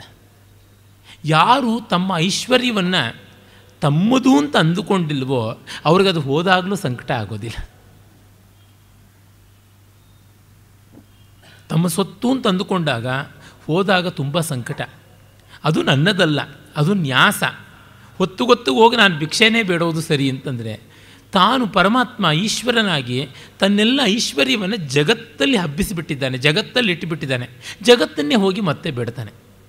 ಇದು ಎಷ್ಟು ಚೆನ್ನಾಗಿದೆ ಅಂದರೆ, ಒಂದು ಒಳ್ಳೆಯ ಹಸುವನ್ನು ಕೊಂಡುಕೊಂಡು ಇನ್ಯಾರಿಗೋ ಕೊಟ್ಟುಬಿಟ್ಟು ಬೆಳಗ್ಗೆ ಸಂಜೆ ಹಾಲು ಕರಿಯೋ ಹೊತ್ತಿಗೆ ಬಟ್ಲು ಹಿಡ್ಕೊಂಡು ಹೋಗೋದು. ಸಗಣಿ ಬಾಚೋ ಕಷ್ಟ ನಮಗಿಲ್ಲ, ಹುಲ್ಲು ತರೋ ಕಷ್ಟ ನಮಗಿಲ್ಲ, ಆ ಹಸುವಿನ ಸಗಣಿ ಗಂಜಲದಿಂದಾಗಿ ಬರುವಂಥ ಸೊಳ್ಳೆ ಚಿಗುಟಗಳ ತೊಂದರೆಯೂ ನಮಗಿಲ್ಲ. ನಮ್ಮದಾದ ವಸ್ತುವನ್ನು ನಾವು ಬೇರೊಂದಕ್ಕೆ ಅಂತ ವಿನಿಯೋಗ ಮಾಡಿದ ಮೇಲೆ ಅದರ ಡಿವಿಡೆಂಡ್ಸನ್ನು ಪಡ್ಕೊಳ್ಳೋದು ಈ ರೀತಿ. ಹೀಗೆ ಅದಕ್ಕೆ ಆ ವಸ್ತುವಿನ ಮೇಲೆ ನಮ್ಮ ಅಧಿಕಾರ ಇದೆ, ಅವನು ಈಶ್ವರನೇ. ಆದರೆ ಆ ವಸ್ತು ನನ್ನದು ಅಂತ ಇಟ್ಟುಕೊಂಡಿಲ್ಲ. ಪೊಸೆಸಿವ್ನೆಸ್ ಇಲ್ಲದ ಪ್ರಾಸ್ಪೆರಿಟಿ ವಿಥೌಟ್ ಪೊಸೆಸಿವ್ನೆಸ್, ಅದು ಶಿವನ ಭಿಕ್ಷಾಪಾತ್ರೆಯ ಮಹಾಲಕ್ಷಣ. ಮತ್ತು ಅಂಥ ಶ್ರೀಮಂತ, ಅಂಥ ಸಮೃದ್ಧಿಯ ದಣಿ ಅವನು ದಣಿಯದೆ ನಿರಂತರ ಭಿಕ್ಷಾಟನೆ ಮಾಡ್ತಾನೆ. ಅಂದರೆ ತನ್ನ ಹೊತ್ತಿನ ಊಟವನ್ನು ತಾನು ದುಡ್ಕೊಳ್ತಾ ಇದ್ದಾನೆ. ತನ್ನ ಸಂಪತ್ತನ್ನು ತಾನೇ ಬಳಸಿಕೊಂಡ್ರೆ ಇವನು ಯಾರಿಗೆ ದಾನ ಮಾಡಬಲ್ಲ? ತನ್ನ ಸಂಪತ್ತನ್ನು ತಾನೇ ಬಳಸದೆ ಎಲ್ಲರಿಗೂ ವಿತರಣೆ ಮಾಡಿಬಿಟ್ಟಿದ್ರಿಂದ ಅವನಿಗಿಂತ ದೊಡ್ಡ ದಾನಿ ಯಾರೂ ಇಲ್ಲ ಅನ್ನುವಂಥದ್ದು ನಮಗೆ ಗೋಚರವಾಗುತ್ತೆ. ಮತ್ತೊಂದು ಕೈಯಲ್ಲಿ ಚಿನ್ಮುದ್ರೆಯನ್ನು ಹಿಡಿದಿದ್ದಾನೆ, ಉಪದೇಶ ಮುದ್ರೆ. ಅದು ಜ್ಞಾನಬೋಧಕವಾದ ಮುದ್ರೆ. ಮತ್ತು ನಮಗೆ ಗೊತ್ತೇ ಇದೆ, ಅವನು ಮಹಾನಟ. ನಾಟ್ಯಶಾಸ್ತ್ರದ ಒಂದು ಮುದ್ರೆ. ಈ ಚಿನ್ಮುದ್ರೆಯನ್ನು ಹಸ್ತ ಅಂತ ಕರೀತಾರೆ ನಾಟ್ಯಶಾಸ್ತ್ರದಲ್ಲಿ, ಹಂಸಾಸ್ಯ ಹಸ್ತ. ತಂತ್ರಶಾಸ್ತ್ರದ ಮುದ್ರೆ ನಾಟ್ಯಶಾಸ್ತ್ರದ ಹಸ್ತ ಆಗುತ್ತೆ. ಮುದಂ ರಾತಿ ಇತಿ ಮುದ್ರಾ ಅಂತ, ಸಂತೋಷವನ್ನು ನಮಗೆ ತಂದು ಕೊಡುವಂಥದ್ದು ಮುದ್ರೆ. ಜ್ಞಾನಕ್ಕಿಂತ ಮಿಗಿಲಾದ ಸಂತೋಷ ಯಾವುದೂ ಇಲ್ಲ. ಅದನ್ನು ತೋರ್ಪಡಿಸುವಂಥ ಚಿನ್ಮುದ್ರೆ. ತೋರು ಬೆರಳು ಮತ್ತು ಹೆಬ್ಬೆರಳುಗಳನ್ನು ಸೇರಿಸಿ ಮಿಕ್ಕ 3 ಬೆರಳುಗಳನ್ನು ನೇರ ಮಾಡಿದಂಥದ್ದು ಚಿನ್ಮುದ್ರೆ. ಗೊತ್ತೇ ಇದೆ ನಮಗೆ. ಅಲ್ಲಿ ಇನ್ನೊಂದು ಸ್ವಾರಸ್ಯ ಉಂಟು. ನಾಟ್ಯಶಾಸ್ತ್ರದಲ್ಲಿ ಅದನ್ನು ಹಂಸಾಸ್ಯ ಹಸ್ತ ಅಂತ ಕರೀತಾರೆ. ಹಂಸ ನೀರಕ್ಷೀರ ವಿವೇಚನೆಯನ್ನು ಮಾಡುವಂಥದ್ದು, ಸಾರ ನಿಸ್ಸಾರಗಳನ್ನು ಪ್ರತ್ಯೇಕ ಮಾಡುವಂಥದ್ದು ಹಂಸಾಸ್ಯ ಹಸ್ತ. ಇದು ಉಪದೇಶ ಮುದ್ರೆ ಅಂತಲೂ ಕರೀತಾರೆ. ಅಂದರೆ ಒಂದನ್ನು ಉಪದೇಶ ಮಾಡಬೇಕಾದ್ರೆ ಚಿನ್ಮುದ್ರೆ ಹಿಡಿಯೋದು ಅಂತ. ಉಪದೇಶ ಮಾಡುವಾಗಲೇ ಕೇಳುವವರಿಗೆ ಹೇಳ್ತಾ ಇದ್ದಾನೆ, ನೀವು ಹಂಸಗಳಂತೆ ಸಾರವನ್ನು ಇಟ್ಟುಕೊಂಡು ನಿಸ್ಸಾರವಾದದ್ದನ್ನು ಬಿಡಿ ಅಂತ. ಉಪನಿಷತ್ತುಗಳಲ್ಲಿ ಬರುತ್ತೆ, ಯಾನ್ಯಸ್ಮಾಕಂ ಸುಚರಿತಾನಿ ತಾನಿ ತ್ವಯೋಪಾಸ್ಯಾನಿ ನೋಯಿತರಾಣಿ. ಅಪ್ಪ, ನಮ್ಮದು ಯಾವುದು ಒಳ್ಳೆಯ ಚರಿತ್ರೆ ಇದೆಯೋ ಅದು ಮಾತ್ರ ನೀವು ತೊಗೊಳ್ಳಿ, ಇಲ್ಲದ್ದು ಸಲ್ಲದ್ದು ನಮ್ಮಲ್ಲಿದ್ದರೂ ನೀವು ತೊಗೊಳ್ಳಬೇಡಿ ಅಂತ. ಅಂದರೆ ಡಿಸ್ಕ್ಲೈಮರ್ನ ಆ ಮಾಸ್ಟರ್ ಆರಂಭದಲ್ಲಿಯೇ ಹಾಕಿಬಿಡ್ತಾ ಇದ್ದಾನೆ. ನನ್ನಲ್ಲಿಯೂ ಕೂಡ ಯುಕ್ತವಾದದ್ದನ್ನು ಮಾತ್ರ ಪರಿಗ್ರಹಿಸಿ. ಕೃಷ್ಣನಾದರೂ ಅದೇ ತಾನೇ ಹೇಳಿದ್ದು, ವಿಮೃಶೇತ ದಶೇಷೇಣ ಯಥೇಚ್ಛಸಿ ತಥಾ ಕುರು ಅಂತ. ಹಾಗೆ ಹಂಸಾಸ್ಯ ಮುದ್ರೆಯ ಮೂಲಕ ನಾನು ಕೊಡೋದನ್ನು ನೀವು ವಿವೇಕದ ಒಂದರಿಯಲ್ಲಿ ಜಲ್ಲಡಿ ಮಾಡಿ ನೋಡಿಕೊಳ್ಳಿ ಅಂತನ್ನುವಂಥದ್ದು. ಮತ್ತೊಂದು, ಈ ತೋರು ಬೆರಳು ಪ್ರಭುತ್ವದ ಸಂಕೇತ, ಅಧಿಕಾರದ ಸಂಕೇತ. ಥ್ರೆಟನ್ ಮಾಡ್ತೀಯ, ನೀನು ಹಾಗಿದ್ಯಾ ಹೀಗಿದೆಯಾ ಅಂತ. ಈ ಹೆಬ್ಬೆರಳು ಕೆಳಗಿನವರದ ಸಂಕೇತ, ತಗ್ಗಿದೆ. ಈ ಕೆಳಗಿರ್ತಕ್ಕಂಥ ಸೇವಕ ಸಂಕೇತ, ಇದು ಸ್ವಾಮಿ ಸಂಕೇತ. ಇವೆರಡನ್ನೂ ಸೇರಿಸಿದ್ದಾನೆ. ಅಂದರೆ ಸೇವಕ ವಿಭಾಗ ಅನ್ನುವುದನ್ನು ಬಿಟ್ಟು ಅನುಸಂಧಾನ ಮಾಡಬೇಕು. ಕೆಳಗಿರೋವನು ಶಿಷ್ಯ ಆದರೆ ಹೆಬ್ಬೆರಳು, ಮೇಲಿರತಕ್ಕಂಥ ತೋರ್ಬೆರಳು ಗುರುವಾದರೆ ಗುರು ಶಿಷ್ಯ ಇಬ್ಬರೂ ಸೇರಿದಾಗಲೇ ಜ್ಞಾನ. ಬರೀ ಗುರುವಿನಲ್ಲೂ ಜ್ಞಾನ ಇಲ್ಲ, ಶಿಷ್ಯನಲ್ಲೂ ಇಲ್ಲ. ಹೇಳ್ತಾ ಬೆಳೀತಕ್ಕಂಥದ್ದು. ಅದರಿಂದಲೇ ಉಪನಿಷತ್ತಿನ ಶಾಂತಿ ಮಂತ್ರ ಸಹನಾ ಭವತು ಸಹನೌ ಭುನಕ್ತು. ಅವನು ನಮ್ಮಿಬ್ಬರನ್ನೂ ಕಾಪಾಡಲಿ, ನಮ್ಮಿಬ್ಬರನ್ನೂ ಕೂಡ ಅವನು ತುಷ್ಟಿಗೊಳಿಸಲಿ. ತೇಜಸ್ವಿನಾವಧೀತಮಸ್ತು. ತೇಜಸ್ವಿ ನೌ ಅಧೀತಂ ನೌ ಅಧೀತಂ ನಾವಧೀತಂ ಅಂತ ಸಂಧಿ ಆಗುತ್ತೆ. ನಮ್ಮ ಅಧೀತಂ ಓದು ತೇಜಸ್ವಿ ಆಗಿರಲಿ ಅಂತ. ಅಂದರೆ ಶಿಷ್ಯನಿಗೆ ಅಲ್ಲ ಓದು ನಡೀತಾ ಇರೋದು, ಗುರುವಿಗೂ ನಡೀತಾ ಇದೆ ಅಂತ ಗೊತ್ತಾಗುತ್ತೆ. ಈ ರೀತಿ ಗುರು ಶಿಷ್ಯರ ಅಭೇದದ ಮೂಲಕವಾಗಿ ಉಪದೇಶವಾಗುವಂಥದ್ದು, ಜೀವ ಬ್ರಹ್ಮೈಕ್ಯದ ಮೂಲಕವಾಗಿ ಉಪದೇಶವಾಗುವುದು, ತ್ರಿಪುಟಿಯ ಮತ್ತು ತ್ರಿಕಾಲಗಳ ತ್ರಿದೇಶಗಳ ಅತೀತವಾಗಿ ಆಗುವುದು ಅಂತ ಆ ಮೂರು ಬೆರಳಿಂದ ಆಚೆ ಅಂತ ಅನ್ನುವುದನ್ನು, ತ್ರಿಗುಣಗಳಿಂದ ಆಚೆ ಎನ್ನುವುದನ್ನು ತೋರ್ಪಡಿಸ್ತಾ ಇದ್ದಾನೆ. ಹೀಗುಂಟು. ಅಂದರೆ ಜ್ಞಾನದ ಉಪಾಸನೆಯಲ್ಲಿ ಎಷ್ಟೆಲ್ಲ ವಿಚಾರಗಳನ್ನು ನಾವು ವ್ಯಕ್ತಿ ಸ್ತರದಲ್ಲಿ ಗಮನಿಸಿಕೊಳ್ಳಬೇಕು ಅನ್ನುವುದನ್ನು ತೋರ್ಪಡಿಸ್ತಾ ಇದ್ದಾನೆ. ಹೀಗೆ ಮುಖ್ಯವಾದ ಆ ದಕ್ಷಿಣಾಮೂರ್ತಿಯ ಅಥವಾ ಶಿವನ ವಿವರಗಳಿಂದಲೇ ಕೈಗಳಿಂದ ನಮಗೆ ಗೊತ್ತಾಗುತ್ತೆ. ಇನ್ನಷ್ಟು ಕೆಳಗೆ ಬಂದರೆ ನಮಗೆ ಸೊಂಟದ ಸುತ್ತಲೂ ಸುತ್ತಕೊಂಡಿರುವಂತಹ ಗಜಾಜಿನವೋ ವ್ಯಾಘ್ರಾಜಿನವೋ ಯಾವುದಾದರೂ ಸರಿ ನಮಗೆ ಕಾಣುತ್ತೆ. ಹುಲಿ ಚರ್ಮ ಅಥವಾ ಆನೆಯ ಚರ್ಮ. ಆನೆಯನ್ನು ಮದಕ್ಕೆ ಸಂಕೇತವಾಗಿ, ಹುಲಿಯನ್ನು ನಾವು ಕ್ರೋಧಕ್ಕೆ ಸಂಕೇತವಾಗಿ ನೋಡ್ತೀವಿ. ಈ ಕ್ರೋಧ ಮದ ಅನ್ನುವ ಎರಡು ಪ್ರಾಣಿಗಳನ್ನು ಅವನು ಸೀಳಿಬಿಟ್ಟಿದ್ದಾನೆ. ನಮಗೆ ಯಾವುದಾದ್ರೂ ಒಂದು ವಸ್ತು ಇದೆ ಅಂದರೆ ಬರತಕ್ಕಂಥದ್ದು ಮದ, ಇಲ್ಲಾಂದರೆ ಬರುವಂಥದ್ದು ಕ್ರೋಧ. ಈ ಇದೇ ಇಲ್ಲಗಳು ಎರಡನ್ನೂ ಸೀಳಿಬಿಟ್ಟು ಅದನ್ನು ಉಟ್ಟುಕೊಂಡು ಬಿಟ್ಟಿದ್ದಾನೆ. ಹೀಗಾಗಿ ಅವನು ಮಾನ ಮುಚ್ಚಿಕೊಂಡಿರೋದು ಕ್ರೋಧಾತೀತತೆಯಿಂದ, ಮದಾತೀತತೆಯಿಂದ. ಇನ್ನು ಮೈಗೆ ಆಯಿಂಟ್ಮೆಂಟ್ ಬೇಕಲ್ಲ, ಪೌಡರ್ ಬೇಕಲ್ಲ, ಟಾಲ್ಕಮ್ ಪೌಡರ್, ಅದಕ್ಕೆ ಕಾಮವನ್ನೇ ಸುಟ್ಟು ಕಾಮನ ಬೂದಿಯನ್ನೇ ಹಚ್ಚಿಕೊಂಡು ಬಿಟ್ಟಿದ್ದಾನೆ. ಕಾಮಕ್ರೋಧ ಮದಗಳನ್ನು ಮೂರನ್ನೂ ಕೂಡ ಹೀಗೆ ನಾಶನ ಮಾಡಿ ಭೂಷಣ ಮಾಡಿಕೊಂಡು ಬಿಟ್ಟಿದ್ದಾನೆ. ಅಂದರೆ ನಾವು ಯಾವುದೇ ಒಂದು ದುಷ್ಟತೆಯನ್ನು ಗೆದ್ದ ಮೇಲೆ ಅದು ನಮಗೆ ಅಲಂಕಾರವಾಗುತ್ತೆ. ನಿಮಗೆ ಲೋಕದಲ್ಲಿ ಎಷ್ಟೋ ಬಾರಿ ಗೊತ್ತಾಗುತ್ತೆ, ನಮಗೆಲ್ಲ ಅನುಭವಕ್ಕೆ ಬರುವಂಥದ್ದೇ ಆಗಿದೆ. ನಮ್ಮದೇ ಒಂದು ದೌರ್ಬಲ್ಯವನ್ನು ನಾವು ಗೆದ್ದು ಅದನ್ನು ದೌರ್ಬಲ್ಯ ಎಂಬಂತೆ ಸುಮ್ಮನೆ ಬಿಂಬಿಸಿದಾಗ ಅದು ತುಂಬ ಆಕರ್ಷಣೀಯವಾಗಿ ಕಾಣುತ್ತೆ. ಶ್ರುತಿಬದ್ಧವಾಗಿ ಹಾಡಲಾಗದೇ ಇರುವ ಸ್ಥಿತಿಯಿಂದ ಶ್ರುತಿಶುದ್ಧವಾಗಿ ಹಾಡುವ ಸ್ಥಿತಿಗೆ ಬಂದ ಮೇಲೆ ನಾವು ಬೇಕು ಅಂತಲೇ ಅಯ್ಯೋ ನಮ್ಮದು ಅಪಶ್ರುತಿ ಬಿಡಿ ಅಂತಂದಾಗ ಅದು ತೋರುವಂಥ ಸೊಗಸಿದೆಯಲ್ಲ. ನೃತ್ಯವನ್ನು ಚೆನ್ನಾಗಿ ಕಲಿತ ಮೇಲೆ ಲಯಶುದ್ಧವಾಗಿ ಅಭಿನಯಿಸೋದು, ನರ್ತಿಸುವುದು ಬಂದ ಮೇಲೆ ಲಯವನ್ನು ಮೀರಿದ್ವೋ ಎಂಬಂತೆ ಮಾಡಿದಾಗ ಅದು ತುಂಬ ಚೆನ್ನಾಗಿರುತ್ತೆ. ಆ ಒಂದು ಶಕ್ತಿ ನಮ್ಮಲ್ಲಿ ಇಲ್ಲ ಅನ್ನುವಂತೆ ಅಂಡರ್ ಪ್ಲೇ ಮಾಡೋದಿದೆಯಲ್ಲ, ಅದು ಬಹಳ ರಸಮಯವಾದಂಥದ್ದಾಗುತ್ತೆ. ಇದನ್ನೇ ಶಿವ ಅಲ್ಲಿ ತೋರ್ಪಡಿಸ್ತಾ ಇದ್ದಾನೆ. ವ್ಯಕ್ತಿಗಳಲ್ಲಿ ಬೇಕಾದದ್ದು ಆ ಒಂದು ಕ್ರೋಧಾದಿ ವಿಷಯಗಳ ಮೇಲೆ ಪ್ರಭುತ್ವ ಸಂಪಾದಿಸಿ ಅದನ್ನೇ ಅದರೊಳಗೆ ಯಾವುದು ಯೂಸ್ಫುಲ್ ಆಗಿದೆ ಅದನ್ನು ತೆಗೆದುಕೊಳ್ತಕ್ಕಂಥದ್ದು. ಕ್ರೋಧದಲ್ಲಿ ತಿರುಳಲ್ಲ, ಕಾಮದಲ್ಲಿ ಕಾಮದ ಅದೇ ತಿರುಳು ಅದೂ ಅಲ್ಲ, ಮದದಲ್ಲಿಯೂ ತಿರುಳಲ್ಲ. ನಮಗೆ ಬೇಕಾಗಿದ್ದು ಸಿಪ್ಪೆ ಅದರಲ್ಲಿ ಪ್ರಯೋಜನಕಾರಿ. ಕೆಲವಕ್ಕೆ ಸಿಪ್ಪೆ ಬೇಕು, ಕೆಲವಕ್ಕೆ ತಿರುಳು ಬೇಕು. ಇವುಗಳಲ್ಲಿ ಸಿಪ್ಪೆ ಮಾತ್ರ ನಮಗೆ ಪ್ರಯೋಜನಕಾರಿ ಅಂತ ಅಷ್ಟನ್ನು ಕಿತ್ತುಕೊಂಡಿದ್ದಾನೆ. No loss no waste reuse technology ಅಂತೀವಲ್ಲ, ಹಾಗೆ ಶಿವ ಮಾಡಿಕೊಂಡಿದ್ದಾನೆ. ಇನ್ನು ನಾವು ಆತನ ಹೊರಗಿನ ವಿವರಗಳನ್ನು ನೋಡಿದ್ರೆ ಗೊತ್ತಾಗುತ್ತೆ. ಪಾದದವರೆಗೂ ಬಂದ್ವಿ, ಪಾದದವರೆಗೂ ಬಂದರೂ ಅದೇ ಭಸ್ಮ, ಅದೇ ವೈರಾಗ್ಯಶೀಲತೆ, ಅವೆಲ್ಲ ಹಾಗೇ. ಆದರೆ ಈ ಭಸ್ಮ ಸ್ಮಶಾನದಿಂದ ಬಂದದ್ದು. ಸ್ಮಶಾನದ ಬೂದಿಯನ್ನು ಹಚ್ಚಿಕೊಂಡು ಬಿಟ್ಟಿದ್ದಾನಲ್ಲ, ಇದೆಂಥದ್ದಿದು? ಬೂದಿಯನ್ನು ಹಚ್ಚಿಕೊಳ್ಳೋದೇನೆ ಅಷ್ಟು ಶುದ್ಧವಲ್ಲ ಅಂತಾರೆ. ಈ ಸ್ಮಶಾನದ ಬೂದಿ ಇನ್ಯಾವ ರೀತಿಯಾಗಿ ಚೆನ್ನಾಗಿದೆ? ಅದಕ್ಕೆ ಕಾರಣ ಇಷ್ಟೇ, ಕಟ್ಟಕಡಿಯಲ್ಲಿ ಉಳಿಯುವುದು ಅದೊಂದೇ. ಯಾವುದೇ ವಸ್ತು ನಾಶ ಆದಮೇಲೆ ಸ್ಮಶಾನಕ್ಕೆ ಹೋಗುತ್ತೆ. ಅದನ್ನು ಫರ್ದರ್ ರಿಡಕ್ಷನ್ ಮಾಡಿದ್ರೆ ಬೂದಿಗಿಂತ ಫರ್ದರ್ ರಿಡಕ್ಷನ್ ಅನ್ನೋದು ಇಂಪಾಸಿಬಲ್. ಯಾವುದು ಕಟ್ಟಕಡೆಯಲ್ಲಿ ಉಳಿಯುತ್ತದೆಯೋ ಅದನ್ನು ನಾವು ಸ್ವೀಕರಿಸಬೇಕು ಅಂತ ಮಾಡಿಕೊಂಡಿದ್ದಾನೆ. ಅಂತಂದರೆ ಕಟ್ಟಕಡೆಯಲ್ಲಿ ಉಳಿಯುವುದು ಒಂದೇ, ಅದು ಯಾವುದು? ಜ್ಞಾನ, ಸತ್, ಇನ್ಯಾವುದೂ ಅಲ್ಲ. ಒಂದು ಬೆಂಕಿಯಲ್ಲಿಯೇ 3 ಮುಖ ಉಂಟಲ್ಲ, ಇದ್ದಿಲಿನ ರೂಪದಲ್ಲಿ ತಮೋಗುಣ, no spark, no light, no heat, no energy. ಹಾಗಿದ್ದಾಗ ಅದು ತಮೋಗುಣ. ಎಲ್ಲ ಸುಪ್ತವಾಗಿದೆ. ಮೋಹ, ನಿದ್ರಾ, ಜಡತ್ವ ಇವು ತಮೋಗುಣ ಲಕ್ಷಣ. ಅದು ಧಗದ್ದಗನೆ ಉರಿತಾ ಇದೆ, ಅದು ರಜೋಗುಣದ ಲಕ್ಷಣ. ತಮೋಗುಣ ಮುಟ್ಟಿದ್ರೆ ಕೈ ಮಸಿ ಆಗುತ್ತೆ, ರಜೋಗುಣ ಮುಟ್ಟಕ್ಕೋದ್ರೆ ಕೈ ಸುಟ್ಟೋಗುತ್ತೆ. ಆದರೆ ಸತ್ವಗುಣವನ್ನು ಮುಟ್ಟಲೂಬಹುದು, ಚೆನ್ನಾಗಿ ಬಳಸಿಕೊಳ್ಳಲೂಬಹುದು. ನಮ್ಮ ಹಲ್ಲು ಪುಡಿಗಳಲ್ಲಿ, ಟಾಲ್ಕಮ್ ಪೌಡ್ರಲ್ಲೆಲ್ಲ ವಿಶೇಷವಾಗಿರ್ತಕ್ಕಂಥದ್ದು ಬೂದಿನೇ. ಅದಕ್ಕೊಂದಿಷ್ಟು ಪರಿಮಳ ಹಾಕಿರ್ತಾರೆ, ಅದು ಬಿಟ್ಟು ಇನ್ನೇನು. ಮತ್ತು ಬೂದಿಯನ್ನು ಮುಟ್ಟಿದ ಮೇಲೆ ಮತ್ತಾರೂ ಕೂಡ ಬಟ್ಟೆ ಕೊಳೆ ಆಯಿತು, ಕೈ ಕೊಳೆ ಆಯಿತು ಅಂತ ಮಾಡ್ಕೊಳ್ಳೋದ್ರೆ ಹಿಂಗೆ ಕೈ ಕೊಡ್ಕೊಂಡು ಬಿಡ್ತಾರೆ. ಅದಕ್ಕೆ ವಿಶೇಷವಾದಂಥ ಪ್ರಯತ್ನ ಬೇಕಿಲ್ಲ. ಸತ್ವಗುಣ ಅನ್ನುವುದು ನಮಗೆ ಮೈಗೂಡಿ ಬಂದ ಮೇಲೆ ಇನ್ನು ವಿಶೇಷವಾದ ಪ್ರಯತ್ನ ಮಾಡಬೇಕಾಗಿಲ್ಲ. ಹಾಗೆ ಅಬ್ಸಲ್ಯೂಟ್ ರಿಮೈಂಡರ್ ಆದಂಥ ಸತ್ವಗುಣವನ್ನು ಅವನು ಉಳಿಸಿಕೊಂಡಿದ್ದಾನೆ. ಜೀವಿಯ ಸ್ತರದಲ್ಲಿ ನಾವು ಮುಖ್ಯವಾಗಿ ಗಮನಿಸಬೇಕಾದ್ದು ಸತ್ವೋನ್ನತಿ. ಸತ್ವೋನ್ನತಿಗಿಂತ ಮಿಗಿಲಾದದ್ದು ಯಾವುದೂ ಇಲ್ಲ. ಅದಿದ್ದ ಮೇಲೆ ವ್ಯಕ್ತಿ ತನ್ನಂತೆ ತಾನು ಸರಿಯಾಗ್ತಾನೆ. ಇನ್ನು ಜಗತ್ತಿನ ಯಾವ ಸರಿ ತಪ್ಪುಗಳ ಗಣನೆ ಬೇಕಿಲ್ಲ. ಇನ್ನು ಅವನ ವಾಹನ ನೋಡಿ, ವೃಷಭ. ಬೇರೆ ದೇವತೆಗಳಿಗೆಲ್ಲ ಬೇರೆ ಬೇರೆ ವಾಹನಗಳಿದ್ದರೂ ಇವನಿಗೆ ಅಂಥ ಒಂದು ದೊಡ್ಡ ಓಟ ಇರತಕ್ಕಂಥ ಗತಿಶೀಲವಾದ ಪ್ರಾಣಿಯಲ್ಲ. ಆದರೆ ತುಂಬ ಸ್ಥಿತಿಶೀಲವಾದ ಪ್ರಾಣಿ, ಗಟ್ಟಿಯಾದಂಥ ಪ್ರಾಣಿ, ಧರ್ಮಸ್ವರೂಪ ಅಂತ ಹೇಳ್ತಾರೆ. ವೃಷೋಹಿ ಭಗವಾನ್ ಧರ್ಮ. ಆ ಧರ್ಮವನ್ನು ಅವನು ವಾಹನ ಮಾಡಿಕೊಂಡಿದ್ದಾನೆ. ಅಂದರೆ ಜ್ಞಾನ ಅವನದು ಸಾಕಾರ. ಶಿವ ಅಂದರೆ ನಮಗೆ ಎದ್ದು ಕಾಣುವಂಥದ್ದು ಜ್ಞಾನ ಸ್ವರೂಪವೇ. ನಾನು ಕೇಶದಿಂದ ಮೊದಲುಕೊಂಡು ಭಸ್ಮದವರೆಗೂ ಹೇಳಿದ್ದೀನಿ, ಅವೆಲ್ಲವೂ ಕೂಡ ಜ್ಞಾನದ್ದೇ ಆಗಿದೆ. ಆ ಜ್ಞಾನಕ್ಕೆ ಧರ್ಮ ಇಲ್ಲದೇ ಇದ್ದರೆ ಲೋಕಕ್ಕೆ ಪ್ರಯೋಜನಕಾರಿ ಆಗುವುದಿಲ್ಲ. The vehicle of knowledge is ಧರ್ಮ ಅಂತಂದರೆ ರೈಚಿಯಸ್ನೆಸ್, ಲೋಕ ವ್ಯವಸ್ಥೆಯನ್ನು ಒಪ್ಪಿ ನಡೆಯುವಂಥ ಒಂದು ಮನಸ್ಸು ಬೇಕು. ಜ್ಞಾನಿಯಾದವನು ಒಂದಿಷ್ಟು ಧರ್ಮಾಚರಣೆಯನ್ನು ಮಾಡಬೇಕು. ಜ್ಞಾನಿಗೆ ಧರ್ಮಾಧರ್ಮಗಳು ಮೀರಿವೆ, ಅದು ಹೌದು. ಧರ್ಮವನ್ನು ಅಧರ್ಮವನ್ನು ಮೀರಿದ ಒಂದು ಸ್ಥಿತಿ ಇರುತ್ತೆ.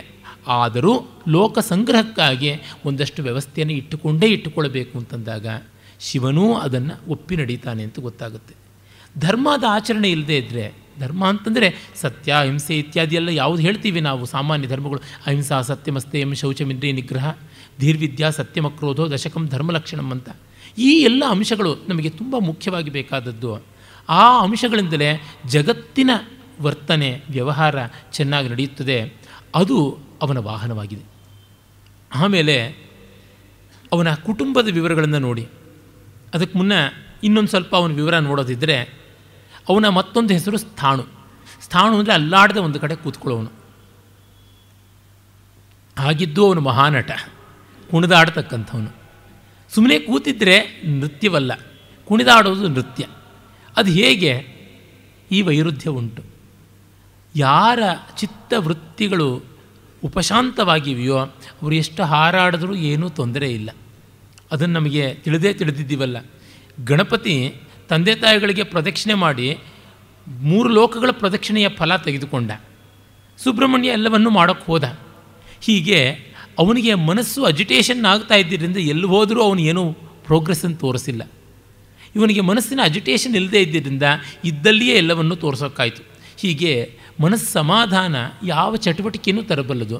ಅದೇ ರೀತಿಯಲ್ಲಿ ಇವನು ಕೂಡ ಎಷ್ಟು ಹಾರಾಡಿಯೋ ಏನು ಮಾಡಿಯೋ ಸ್ಥಾಣವಾಗಿಯೇ ನಿಲ್ಲಬಲ್ಲ ಅಂತ ಗೊತ್ತಾಗುತ್ತೆ. ಅದು ಅವನ ಮತ್ತೊಂದು ವರ್ತನೆಯ ಸ್ವಾರಸ್ಯ. ಸ್ಮಶಾನವಾಸಿ ಅಂತ ಅವನನ್ನು ಕರಿತೀವಿ. ಅವನ ವಾಸ ಗಿರಿವಾಸಿ ಅಂತ ಕರೀತಾರೆ, ಬೆಟ್ಟದ ಮೇಲೆ ನಿಲ್ಲುವಂಥವನು ಅಂತ. ಎಲ್ಲದರ ತುದಿಯಲ್ಲಿ ಶಿಖರದಲ್ಲಿ ನಿಲ್ತಕ್ಕಂಥವನು ಶಿಖರಾನುಭವ. ನಮಗೆಲ್ಲ ಶಿಖರಾನುಭವ ಸ್ವಲ್ಪ ಹೊತ್ತಾದ ತಕ್ಷಣ ಸುಸ್ತಾಗುತ್ತೆ, ಇಳಿಬೇಕು ಅನಿಸುತ್ತೆ. ಎಷ್ಟು ಎತ್ತರಕ್ಕೆ ಹೋದರೂ ತುಂಬ ಹೊತ್ತಿರೋಕ್ಕಾಗಲ್ಲ, ಆಕ್ಸಿಜನ್ ಬೇರೆ ಅಲ್ಲಿ ಸಿಗೋದಿಲ್ಲ, ಇಳಿಲೇಬೇಕು. ಆದರೆ ಶಿವ ಎತ್ತರದ ಭಾವದಲ್ಲಿ ಸದಾಕಾಲ ಇರಬಲ್ಲ. ಯಾರ್ಯಾರು ಎಷ್ಟೆಷ್ಟರ ಮಟ್ಟಿಗೆ ಉನ್ನತಿಯನ್ನು ಹೆಚ್ಚು ಕಾಲ ಆಶ್ರಯಿಸ್ತಾರೋ ಅಷ್ಟರ ಮಟ್ಟಿಗೆ ಅವರು ದೊಡ್ಡವರಾಗ್ತಾರೆ. ನಾವೇ ನೋಡಿದ್ದೀವಿ, ಹೇಳ್ತಾ ಇರ್ತೀವಿ, ಸಂಗೀತ ನೋಡಿದ್ರೆ ಅಷ್ಟು ಚೆನ್ನಾಗಿರುತ್ತೆ, ವ್ಯಕ್ತಿ ನೋಡಿದ್ರೆ ಬಲ್ಲುಚ್ಚ ಕಂಡ್ರಿ ಅಂತ. ಮಂದ್ರ ಕಾದಂಬರಿಯ ಆರಂಭದ ಪುಟದಲ್ಲಿಯೇ ಅದಿದೆಯಲ್ಲ, ಸಂಗೀತ ನೋಡಿದ್ರೆ ಅಷ್ಟು ದೊಡ್ಡದು, ವ್ಯಕ್ತಿ ನೋಡಿದ್ರೆ ಇಷ್ಟು ಕೊಳಕು, ಏನಿದು ಕಾಂಟ್ರಾಸ್ಟ್ ಅಂತ. ಇದು ಯಾಕೆ ಕಾಂಟ್ರಡಿಕ್ಷನ್ ಯಾತಕ್ಕೆ ಅಂತಂದರೆ, ನಾವು ಹೆಚ್ಚು ಕಾಲ ಅಲ್ಲಿರೋಕ್ಕಾಗ್ತಾ ಇಲ್ಲ. ಜ್ಞಾನಿ ಆದವನು ಸದಾಕಾಲ ಇದ್ದುಬಿಡ್ತಾನೆ. ಒಬ್ಬ ಕಲಾವಿದ ಒಂದು ಸ್ವಲ್ಪ ಕಾಲ ಇರಬಲ್ಲ, ಅದಕ್ಕಿಂತ ಕಡಿಮೆ ಹೊತ್ತು ಸಾಮಾನ್ಯ ಮನುಷ್ಯ ಇರಬಲ್ಲ. ಒಬ್ಬ ಸಾಧಕ ಮತ್ತು ಹೆಚ್ಚು ಕಾಲ ಇರಬಲ್ಲ, ಸದಾಕಾಲ ಇರಬಲ್ಲವನು ಶಿವ. ಹಾಗಾಗಿ ಶಿಖರಾನುಭವ ಅವನದು, ಅಲ್ಲಿ ಬಿಟ್ಟು ಬರೋದೇ ಇಲ್ಲ. ಮತ್ತು ಆ ಶಿಖರವಾದರೂ ಧವಳ ಶಿಖರ, ಹಿಮಶಿಖರ, ಕರಗುವ ಶಿಖರ, ಬಿಳುಪಾದ ಶಿಖರ, ಆದರೂ ಜಾರದೆ ನೀರಾಗದೆ ಸೋರಿ ಹೋಗದೆ ಅಲ್ಲಿಯೇ ನಿಲ್ಲಬಲ್ಲ ಅಂತಂದರೆ ಆ ಸ್ಥಾನ ಎಷ್ಟು ದುರ್ನಿರೀಕ್ಷವಾದದ್ದು, ಎಷ್ಟು ಊಹೆ ಮಾಡ್ಕೊಳ್ಳೋಕ್ಕೂ ಆಗದೇ ಇರುವಂಥ ಸೂಕ್ಷ್ಮವಾದದ್ದು. ಅಲ್ಲಿ ಕೂಡ ಅವನು ನೆಮ್ಮದಿಯಾಗಿರಬಲ್ಲ ಅಂತ ಗೊತ್ತಾಗುತ್ತೆ. ಇನ್ನು ಅವನ ಮನೆವಾರ್ತೆಯನ್ನು ನೋಡಿದ್ರೆ ಗೊತ್ತಾಗುತ್ತೆ. ಹೆಂಡತಿ ಅರ್ಧ ಮೈಯನ್ನೇ ನುಂಗಿಕೊಂಡಂಥವಳು. ಇನ್ನೊಬ್ಬ ಸ್ನೇಹಿತ ವಿಷ್ಣು, ಅವನು ಅರ್ಧ ಮೈ ನುಂಗಿಕೊಂಡವನು. ಹೀಗಾಗಿ ಅವನಿಗೆ ಮೈಯೇ ಇಲ್ಲ. ಹರಿಹರನಾಗಿಯೂ ಇದ್ದಾನೆ, ಅರ್ಧನಾರೀಶ್ವರನಾಗಿಯೂ ಇದ್ದಾನೆ. ಅಂದರೆ ಹೆಂಡತಿಗೂ ಪ್ರಾಧಾನ್ಯ ಕೊಡ್ತಾನೆ, ಸ್ನೇಹಿತನಿಗೂ ಪ್ರಾಧಾನ್ಯ ಕೊಡ್ತಾನೆ. ವಸ್ತುತಃ ಸ್ನೇಹಕ್ಕೆ ವಿವಾಹಕ್ಕೆ ಒಂದೇ ಮನೆ. ಜ್ಯೋತಿಷದ ಪ್ರಕಾರ ಲಗ್ನಾತ್ ಸಪ್ತಮಂ ಗೃಹಂ ಅಂತ, 7ನೇ ಮನೆಯಲ್ಲಿಯೇ ಸ್ನೇಹ ವಿವಾಹ ಎಲ್ಲ ಇರತಕ್ಕಂಥದ್ದು. ಒಳ್ಳೆಯ ಸ್ನೇಹ ದಾಂಪತ್ಯದಷ್ಟೇ ಗಾಢವಾದದ್ದು, ಒಳ್ಳೆಯ ದಾಂಪತ್ಯ ಸ್ನೇಹದಷ್ಟೇ ಸಂತೋಷಕಾರಿಯಾದದ್ದು. ಅವರಿಗೆ ಏನು ಕೊಡೋದಕ್ಕೆ ಸಾಧ್ಯ? ಒಡಲನ್ನೇ ಕೊಡಬೇಕು, ಏಕದೇಹ ನ್ಯಾಯದಿಂದ ಭಾವಿಸಬೇಕು ಅಂತ. ಅಂದರೆ don't neglect your life partner ಅನ್ನೋದನ್ನು ಹೇಳ್ತಾ ಇದ್ದಾನೆ. And don't neglect your friends ಅಂತಲೂ ಕೂಡ ಹೇಳ್ತಾ ಇದ್ದಾನೆ. ಎಷ್ಟೋ ಜನ ಮದುವೆ ಆದಮೇಲೆ ಸ್ನೇಹಿತರು ದೂರ ಆಗಿಬಿಡ್ತಾರೆ, ಅಥವಾ ಎಷ್ಟೋ ಜನ ಸ್ನೇಹಿತರಿಗಾಗಿ ಹೆಂಡತಿಯನ್ನು ದೂರ ಮಾಡ್ಕೋತಾರೆ ಅಥವಾ ಗಂಡನ ದೂರ ಮಾಡ್ಕೋತಾರೆ. ಈ ಎರಡೂ ಸರಿಯಲ್ಲ ಅಂತನ್ನುವುದನ್ನು ತೋರ್ಪಡಿಸ್ತಾ ಇದ್ದಾನೆ ಶಿವ. ಆ ವ್ಯಕ್ತಿಗಳ ನಡುವಣ ಸಮನ್ವಯ ತುಂಬ ಮುಖ್ಯ. ಈ ಕಾಲದಲ್ಲಂತೂ ಸ್ನೇಹಕ್ಕಾಗಿ ದಾಂಪತ್ಯವನ್ನು ಬಲಿ ಕೊಡೋದು ನೋಡ್ತಾ ಇದ್ದೀವಿ ನಾವು, ಅದು ಒಪ್ಪುವಂಥದ್ದಲ್ಲ. ಹಾಗೆ ದಾಂಪತ್ಯ ಸ್ನೇಹದ ಬಲಿಯನ್ನು ತೆಗೆದುಕೊಳ್ಳೋದು ನೋಡ್ತಾ ಇದ್ದೀವಿ. ಯಾಕೆಂದರೆ ಸ್ನೇಹ ಅಂದರೆ ಇಡೀ ಸಮಾಜದ ಜೊತೆಗೆ ತೊಡಗಿಸಿಕೊಳ್ಳುವಿಕೆ ಅಂತ. ಒಬ್ಬಳಿಗೆ ಒಬ್ಬನೇ ಗಂಡ ಒಬ್ಬನೇ ಹೆಂಡತಿ ಅಂತ ಸಾಮಾನ್ಯ ನಿಯಮ, ಆದರೆ ಒಬ್ಬನೇ ಸ್ನೇಹಿತ ಅಂತ ನಿಯಮ ಇಲ್ಲ. 10 ಜನ ಬೇಕು. ಅಂದರೆ ಒಂದು ಕುಟುಂಬಕ್ಕೆ ಮೀಸಲಾದ ವ್ಯಷ್ಟಿ ಪ್ರಪಂಚದ ಹೇಗೋ ಮತ್ತೊಂದು ಸಮಷ್ಟಿ ಪ್ರಪಂಚದ ಮುಖವೂ ಇರುತ್ತದೆ. ಅದೆರಡೂ ಸೇರಿಯೇ ವ್ಯಕ್ತಿತ್ವ ಅನ್ನೋದನ್ನು ಶಿವ ತೋರ್ಪಡಿಸ್ತಾ ಇದ್ದಾನೆ. ಹರಿಹರತ್ವದಿಂದ ಅರ್ಧನಾರೀಶ್ವರತ್ವದಿಂದ ಹಾಗೆ ಮಾಡ್ತಾ ಇದ್ದಾನೆ. ಹಾಗಿದ್ದರೂ ಕೂಡ ಅವನು ಯಾವುದ್ರೊಳಗೂ ಕಳೆದು ಹೋಗಿಲ್ಲ. ಪಾರ್ವತಿಯನ್ನು ಅರ್ಧದಲ್ಲಿಟ್ಟುಕೊಂಡು ಅವನು ಕಾಮುಕನಾಗಲಿಲ್ಲ, ಕಾಮ ದಹನ ಮಾಡಿದವನಾದ. ಅದೇ ರೀತಿ ಈ ಪ್ರಪಂಚದಲ್ಲಿಯೇ ಕಳೆದು ಹೋಗಿ ವಿಷ್ಣುವಿಗೆ ಅರ್ಧ ಶರೀರವನ್ನೇ ಕೊಟ್ಟು ತಾನು ಶೂನ್ಯವೂ ಆಗಿಬಿಡಲಿಲ್ಲ, ಪೂರ್ಣವೇ ಆಗಿ ನಿಂತ. ಇದನ್ನು ನೋಡಿದಾಗ ನಮಗೆ ಗೊತ್ತಾಗುತ್ತೆ, ನಾವು ಯಾರಿಗೆ ಹಂಚಿಕೊಂಡರೂ ನಮ್ಮ ವ್ಯಕ್ತಿತ್ವ ಹರಿದು ಹೋಗೋದಿಲ್ಲ, ಅದು ಪೂರ್ಣವಾಗುತ್ತೆ ಅಂತ. ಬದುಕನ್ನು ಹಂಚಿಕೊಂಡಷ್ಟು ಅದು ಗಟ್ಟಿಯಾಗುತ್ತೆ, ಸಮಗ್ರವಾಗುತ್ತದೆ ಅನ್ನೋದನ್ನು ತೋರ್ಪಡಿಸ್ತಾ ಇದ್ದಾನೆ ಶಿವ ತನ್ನ ಶರೀರದಿಂದ. ಹಾಗಾಗಿಯೇ ಅವನು ನಿರಾಕಾರನಾದರೂ ಸಕಲಾಕಾರವಾಗಿದ್ದಾನೆ. ಇನ್ನು ನಾವು ನೋಡುವಂಥದ್ದು ಆತನ ಮಕ್ಕಳಲ್ಲಿ ಒಬ್ಬ ಮಗ ಕುಮಾರ, ಅವನು ಸುಬ್ರಹ್ಮಣ್ಯ. ಅವನಿಂದ ವಿದ್ಯೆಯನ್ನು ಉಪದೇಶವನ್ನು ಪಡ್ಕೊಂಡ ಅಂತ. ಸಾಮಾನ್ಯವಾಗಿ ತಂದೆಯರು ತಾಯಂದರು ಮಕ್ಕಳಿಂದ ಉಪದೇಶ ಕೇಳೋಕ್ಕೆ ತಯಾರಾಗಿರೋದಿಲ್ಲ.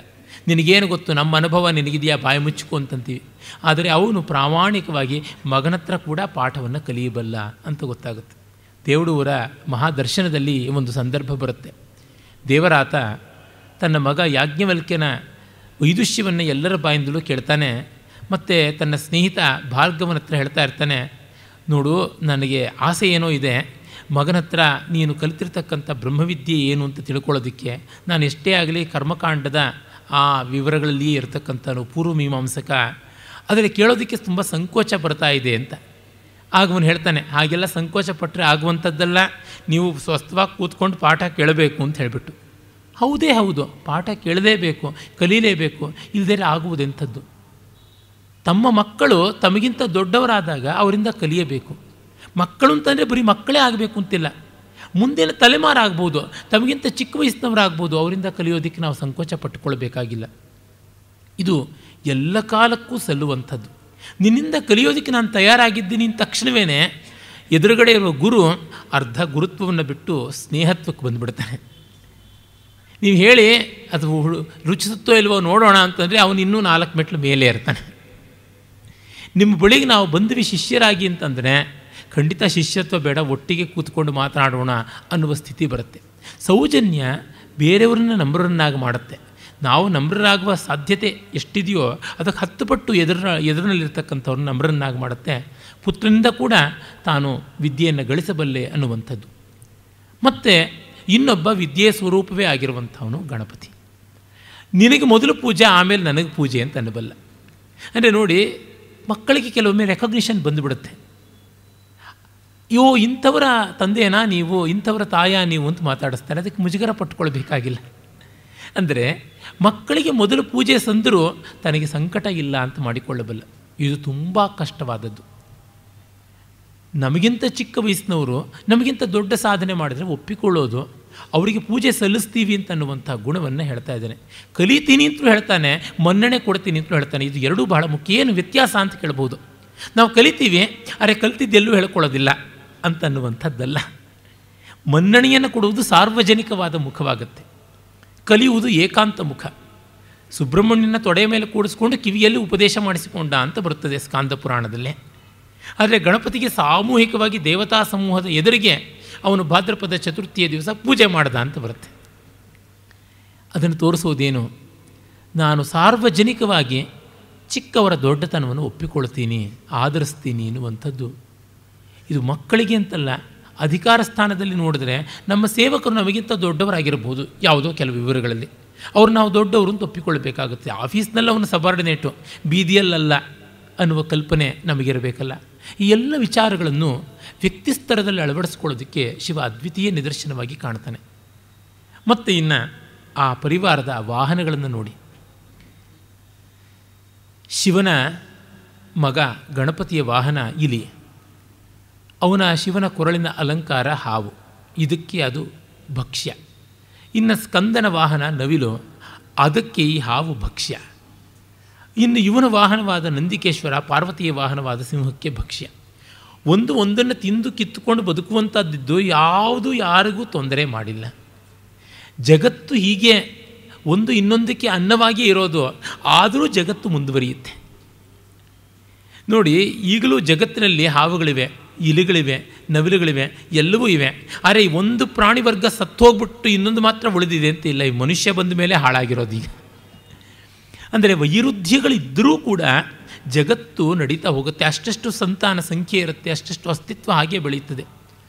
ಡಿಸ್ಕವರಿ ಮೊದಲಾದಂಥ ಬಹಳ ಸೊಗಸಾದ ಚಾನೆಲ್ಗಳಲ್ಲಿ ತೋರಿಸೋದುಂಟಲ್ಲ, ಕೆಲವು ದನದ ಜಾತಿಯ, ಎಮ್ಮೆಯ ಜಾತಿಯ ಪ್ರಾಣಿಗಳೆಲ್ಲ ಆಫ್ರಿಕಾದ ಬೇಸಿಗೆಯಲ್ಲಿ ಎಲ್ಲ ವಲಸೆ ಹೋಗ್ತಾ ಒಂದು ನದಿಯನ್ನು ಮತ್ತೊಂದು ಕಡೆಯಿಂದ ದಾಟಿಕೊಂಡು ಹೋಗುವಾಗ ಪೆಡಂಭೂತದಂಥ ಬಾಯಿ ಬಿಟ್ಟುಕೊಂಡು ಮೊಸಳೆಗಳು ಅಲ್ಲಿಯೇ ತಿನ್ನೋಕೆ ಬರ್ತಾ ಇರ್ತವೆ.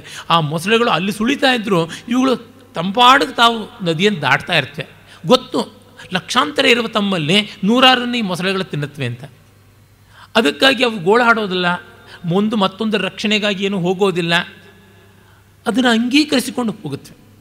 ಆಫ್ರಿಕಾದ ಆ ಸಫಾರಿಗಳಲ್ಲೆಲ್ಲ ಸಿಂಹಗಳು ಇರುವ ಜಾಗದಲ್ಲಿ ಜಿಂಕೆಗಳು, ಜೀಬ್ರಾಗಳು ಇತ್ಯಾದಿ ಇವುಗಳಿಗೆ ಭಕ್ಷ್ಯವಾಗುವ ಪ್ರಾಣಿಗಳು ಅಲ್ಲೇ ಓಡಾಡ್ಕೊಂಡಿರ್ತವೆ. ಇದಕ್ಕೆ ಗೊತ್ತು ಅಲ್ಲಿದೆ ಊಟ ಅಂತ, ಅದಕ್ಕೆ ಗೊತ್ತು ಇಲ್ಲಿದೆ ಕೇಡು ಅಂತ, ಆದರೂ ಅವಲ್ಲೇ ಇರ್ತವೆ. ಆ ಊರು ಬಿಟ್ಟು ಬೇರೆ ಊರಿಗೆ ಹೋಗಬಾರ್ದ? ನಾವು ಹೇಳ್ತೀವಿ ದುಷ್ಟರಿಂದ ದೂರ ಇರಿ, ದುಷ್ಟರಿಂದ ದೂರ ಇರಿ ಅಂತ.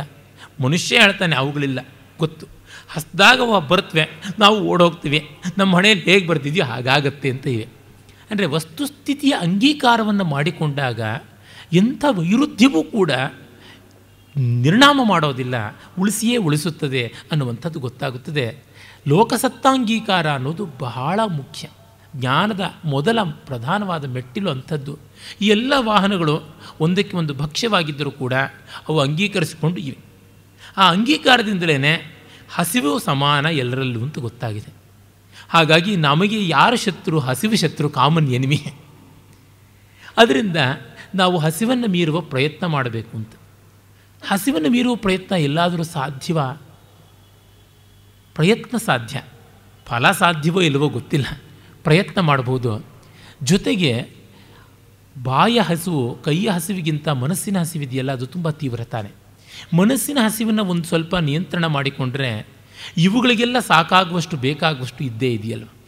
ಹೀಗಾಗಿ ನಮ್ಮ ಹಸಿವುಗಳ ಬೇರೆ ಬೇರೆ ಸ್ತರ ನೋಡಿದಾಗ ನಮಗೆ ಬರುವಂಥ ಮನಸ್ಸಿನ ಬಯಕೆಗಳು, ಡಿಸೈರ್ಸ್, ಅದಕ್ಕಿಂತ ದೊಡ್ಡ ಕೇಡು ಯಾವುದೂ ಇಲ್ಲ. ನೀಡ್ಸ್ ಹೇಗೋ ನಡೆದು ಹೋಗ್ಬಿಡ್ತವೆ ಅನ್ನೋದನ್ನು ಕೂಡ ಆ ವಾಹನಗಳ ಮೂಲಕ ಶಿವ ತೋರಿಸ್ತಾ ಇದ್ದಾನೆ. ಇನ್ನು ನಾವು ಇವೆಷ್ಟನ್ನು ಕಾಳಿದಾಸನ ಮೂಲಕ ಹೇಗೆ ನೋಡ್ತಾ ಇದ್ದೀವಿ ಅಂತಂದರೆ, ಆ ಮಹಾಕವಿಯ ಮಾಲವಿಕಾಗ್ನಿಮಿತ್ರದ ಮಂಗಳ ಶ್ಲೋಕ ಇದೆಯಲ್ಲ, ಏಕೈಶ್ವರ್ಯೇ ಸ್ಥಿತೋಪಿ ಪ್ರಣತ ಬಹುಫಲೇ ಯಸ್ವಯಂ ಕೃತ್ತಿವಾಸಾ ಕಾಂತಾ ಸಮ್ಮಿಶ್ರದೇಹೋಪಿ ಅವಿಷಯ ಮನಸಾಂ ಯಃ ಪರಸ್ತಾದ್ಯತೀನಾಂ ಅಷ್ಟಾಭಿರ್ಯಸ್ಯ ಕೃತ್ಸ್ನಂ ಜಗದಪಿ ತನುಭಿರ್ಬಿಭ್ರತೋ ನಾಭಿಮಾನಃ ಸನ್ಮಾರ್ಗಾಲೋಕನಾಯ ವ್ಯಪನಯಿತು ಸವಸ್ತಾಮಸೀಂ ವೃತ್ತಿಮೀಶಃ. ಈ ಶ್ಲೋಕದ ಆಧಾರದ ಮೇಲೆ ಇಷ್ಟು ವೈರುಧ್ಯಗಳನ್ನು ಕಂಡಿದ್ದಾಯಿತು. ಅಂದರೆ ಅವನು ಎಲ್ಲ ಸಂಪತ್ತಿಗೆ ಒಡೆಯನಾಗಿದ್ದರೂ ಕೂಡ ಚರ್ಮದ ಬಟ್ಟೆಯನ್ನು ಉಟ್ಟು ಭಿಕ್ಷಾಪಾತ್ರೆ ಹಿಡಿದಂಥವನು, ಪತ್ನಿಯನ್ನು ಅರ್ಧ ಶರೀರದಲ್ಲಿಯೇ ಉಳಿಸಿಕೊಂಡಂಥವನು, ಅಖಂಡವಾಗಿ ಪತ್ನಿ ಸಾಹಚರ್ಯದಲ್ಲಿ ಇದ್ದಾನೆ ಅಂತ ಆದರೂ ಕೂಡ ಅವನು ತಪೋ ವೈರಾಗ್ಯ ಮೂರ್ತಿಯಾಗಿದ್ದಾನೆ. 8 ಬಗೆಯ ಶರೀರಗಳಿಂದ, ಅಷ್ಟಮೂರ್ತಿ ಸ್ವರೂಪದಿಂದ, ಪಂಚಭೂತಗಳು, ಸೂರ್ಯ ಚಂದ್ರರು, ಸೋಮಯಾಜಿ ರೂಪದಿಂದ ಜಗತ್ತನ್ನೆಲ್ಲ ಕಾಪಾಡ್ತಾ ಇದ್ದರೂ ಆತನಿಗೆ ಅಹಂಕಾರ ಇಲ್ಲ. ಹೀಗಿರುವಂಥ ವೈರುಧ್ಯಗಳ ಆಯತನವಾಗಿದ್ದರೂ ಅವನು ಅದ್ವಿತೀಯವಾಗಿದ್ದಾನೆ. ಒಂದು ಸುಭಾಷಿತ ಅದೇ ಹೇಳ್ತಲ್ಲ, ಭೀತಿರ್ನಾಸ್ತಿ ಭುಜಂಗ ಪುಂಗವ ವಿಷಾತ್. ಹಾವಿದೆ ಅಂತ ಹೆದರಿಕೆ ಇಲ್ಲ, ಪ್ರೀತಿರ್ನ ಚಂದ್ರಾಮೃತಾತ್. ಚಂದ್ರ ಇದ್ದಾನೆ ಅಂತ ಮೈಮರೆಯುವ ಆನಂದ ಇಲ್ಲ. ನೋದ್ವೇಗ ಚಿತಿಭಸ್ಮನ, ಚಿತಾಭಸ್ಮ ಅಂತ ಮುಜುಗರ ಇಲ್ಲ. ನಚ ಸುಖಂ ಗೌರೀಸ್ತನಾಲಿಂಗನಾಥ್, ಗೌರಿಯನ್ನು ಅಪ್ಪಿಕೊಂಡಿದ್ದೀನಿ ಅಂತ ಆನಂದವೂ ಏನೂ ಇಲ್ಲ. ನಾಶೌಚಂಚ ಕಪಾಲದ ಅಮಲುಲನಾಥ್, ತಲೆಬುರುಡೆಗಳ ಮಾಲೆ ಹಾಕ್ಕೊಂಡಿದ್ದೀನಿ ಅಂತ ಮೈಲಿಗೆಯ ಕಲ್ಪನೆ ಇಲ್ಲ. ಶೌಚಂನ ಗಂಗಾಜಲಾತ್, ಗಂಗೆ ಇದ್ದಾಳೆ ಅಂತ ಮಡಿಯ ಕಲ್ಪನೆ ಇಲ್ಲ. ಆತ್ಮಾರಾಮತೆಯ ಹಿತಾಹಿತ ಸಮಃ ಸ್ವಸ್ಥೋ ಹರಃಪಾತುವ, ಆತ್ಮಾರಾಮನಾಗಿ ಹಿತಾಹಿತಗಳೆರಡನ್ನೂ ಸಮನ್ವಯ ಮಾಡಿಕೊಂಡಿದ್ದಾನೆ ಅಂತ. ಅಂದರೆ ಹಿತಾಹಿತಗಳು ಜಗತ್ತಿನಲ್ಲಿ ಇವೆ, ಅದನ್ನು ಬಿಡೋಕ್ಕೆ ಆಗೋಲ್ಲ. ಅವನ್ನು ತಾಳಿಕೊಂಡದ್ದನ್ನು ಸಂತೋಷ ಪಡುವುದನ್ನು ಕಲಿತುಕೊಳ್ಳಿ ಅಂತ. ತಾಳಿಕೊಳ್ಳುವುದು ಕಲಿತರೆ ವ್ಯವಹಾರ ಆಗುತ್ತೆ, ಸಂತೋಷ ಪಡುವುದನ್ನು ಕಲಿತರೆ ಕಲೆಯಾಗುತ್ತೆ ಅಷ್ಟೇ. ಈ ಮಟ್ಟಕ್ಕೆ ವಿರೋಧಿಸುವುದು ನರಕದ ಲಕ್ಷಣವಾದರೆ ತಾಳಿಕೊಳ್ಳುವುದು ಭೂಲೋಕದ ಲಕ್ಷಣ, ಆನಂದ ಪಡುವುದು ದೇವಲೋಕದ ಲಕ್ಷಣ ಅಷ್ಟೇ, ಇನ್ನೇನೂ ಇಲ್ಲ. ಈ ಸ್ತರಗಳಲ್ಲಿ ವ್ಯಕ್ತಿಗಳನ್ನು ನಾವು ಗುರುತಿಸಿಕೊಂಡ್ರೆ, ವ್ಯಕ್ತಿತ್ವವನ್ನು ಬೆಳೆಸಿಕೊಂಡ್ರೆ ಎಷ್ಟು ಸೊಗಸಾಗುತ್ತದೆ. ಅದು ಯಾವಾಗ ಸಾಧ್ಯ? ಅದನ್ನೇ ಕಾಳಿದಾಸ ಕುಮಾರ ಸಂಭವದಲ್ಲಿ ಹೇಳಿಬಿಟ್ಟಿದ್ದಾನೆ. ಆ ಅಷ್ಟಮೂರ್ತಿ ತತ್ವವೇ ಶಾಕುಂತಲದ ಮಂಗಳ ಶ್ಲೋಕದಲ್ಲಿದ್ದೆ. ನಾನು ಅನೇಕ ಬಾರಿ ವಿಸ್ತಾರವಾಗಿ ಇಲ್ಲಿ ಹೇಳಿರೋ ಕಾರಣ ಮತ್ತೆ ಮತ್ತೆ ಅದನ್ನು ಹೇಳಬೇಕಾಗಿಲ್ಲ. ಹಾಗಾಗಿ ಶಾಕುಂತಲದ ತತ್ವ ನೋಡಿದರೆ ಕಾಮ ಜಯ ಅನ್ನುವುದು ಕಾಮ ನಿರ್ಮೂಲನವಲ್ಲ, ಕಾಮ ನಿಯಂತ್ರಣ. ಅದನ್ನು ಇನ್ನು ಯಾವ ಕವಿಯೂ ಹೇಳಲಿಲ್ಲ, ಕಾಳಿದಾಸ ಹೇಳಿದ. ಕಾಮ ಜಯ ಅಂತಂದರೆ ಕಾಮ ನಿರ್ಮೂಲನ ಅಂತ ನಾವು ಭಾವಿಸಿಕೊಳ್ತೀವಿ. ಒಂದು ಸಮಸ್ಯೆಯನ್ನು ಇಲ್ಲವಾಗಿಸಬೇಕು ಅಂತಂದರೆ ಆ ಸಮಸ್ಯೆ ಕೊಡುವಂಥ ವ್ಯಕ್ತಿಗಳು ಮತ್ತೊಬ್ಬರು ಅವರೆಲ್ಲರೂ ಹೊರಟೋಗ್ಬಿಡಬೇಕು ಅಂತ. ಉದಾಹರಣೆಗೆ ತೆಗೆದುಕೊಳ್ಳಿ, ಸನಾತನ ಧರ್ಮಕ್ಕಿರುವ ಸಮಸ್ಯೆ ಕ್ರಿಶ್ಚಿಯನ್ರದು, ಮುಸ್ಲಿಮರದು, ಅದಕ್ಕಾಗಿ ಅವ್ರನ್ನೆಲ್ಲ ಕೊಂದುಬಿಡಿ, ಆಗುತ್ತಾ ಪರಿಹಾರ? ಅದೇ ಥರ ಅವರು ಯೋಚನೆ ಮಾಡ್ತಾರೆ, ಆಗುತ್ತದಾ ಪರಿಹಾರ? ಸನಾತನ ಧರ್ಮದ ಸಮಸ್ಯೆ ಹೋಗ್ಬೋದು, ಆದರೆ ಮಾನವರ ಸಮಸ್ಯೆ ಹೋಗೋಲ್ಲ. ಏಕೆಂದರೆ ಕೆಟ್ಟವರು ಬರೀ ಮುಸ್ಲಿಮರಲ್ಲಿ ಕ್ರಿಶ್ಚಿಯನ್ರಲ್ಲಿದ್ದಾರೆ, ಅಥವಾ ಕೆಟ್ಟವರು ಬರೀ ಹಿಂದೂಗಳಲ್ಲಿದ್ದಾರೆ. ನನ್ನೊಳಗೆ ಕೆಟ್ಟದ್ದು ಲಕ್ಷ ಬಾರಿ ಕಾಣ್ತಾ ಇರುತ್ತೆ.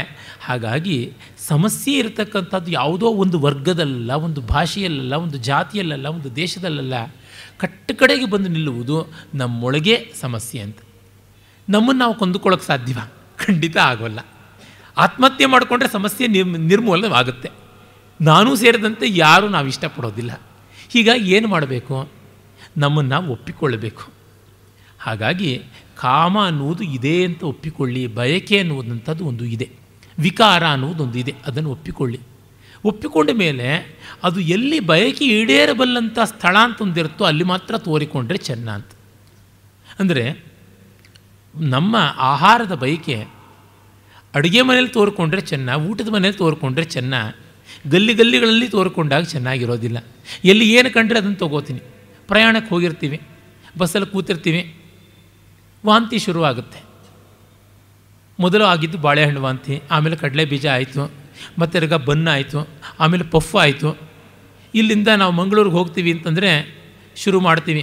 ಅರಸಿನಕುಂಟೆ ಹತ್ರ ಪಫ್ ತಿಂತೀವಿ, ಆಮೇಲಿಂದ ನೆಲಮಂಗಲದ ಹತ್ರ ಬನ್ ತಿಂತೀವಿ, ಕುಣಿಗಲ್ ಹತ್ರ ಕಡಲೆ ಬೀಜ ತಿಂತೀವಿ, ಆಮೇಲಿಂದ ಮತ್ತೊಂದು ಊರಿನಲ್ಲಿ ಎಳನೀರು ಕುಡಿತೀವಿ, ಹಾಸನದಲ್ಲಿ ಊಟ ಮಾಡ್ತೀವಿ, ಸಕಲೇಶ್ಪುರದಲ್ಲಿ ಬೀಡ ಹಾಕ್ಕೋತೀವಿ, ಘಾಟ್ ಸೆಕ್ಷನಲ್ಲಿ ಎಲ್ಲ ವಾಂತಿ ಪಡ್ತೀವಿ.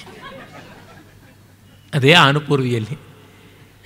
ಹೀಗಾಗಿ ಎಲ್ಲ ಹಂತದಲ್ಲಿಯೂ ಎಲ್ಲ ಕಡೆಗಳಲ್ಲೂ ನಾವು ಆ ಜಿವ್ವಾ ಕಾಮನೆಯನ್ನು, ಅನ್ನಕಾಮನೆಯನ್ನು ತೋರ್ಪಡಿಸಬೇಕಾಗಿಲ್ಲ. ಎಲ್ಲಿ ರತಿ ಉಂಟೋ ಅಲ್ಲಿ ಮಾತ್ರ, ರತಿಗೆ ಮಾತ್ರ ಕಾಮ ಕಾಣ್ತಾನಲ್ವ.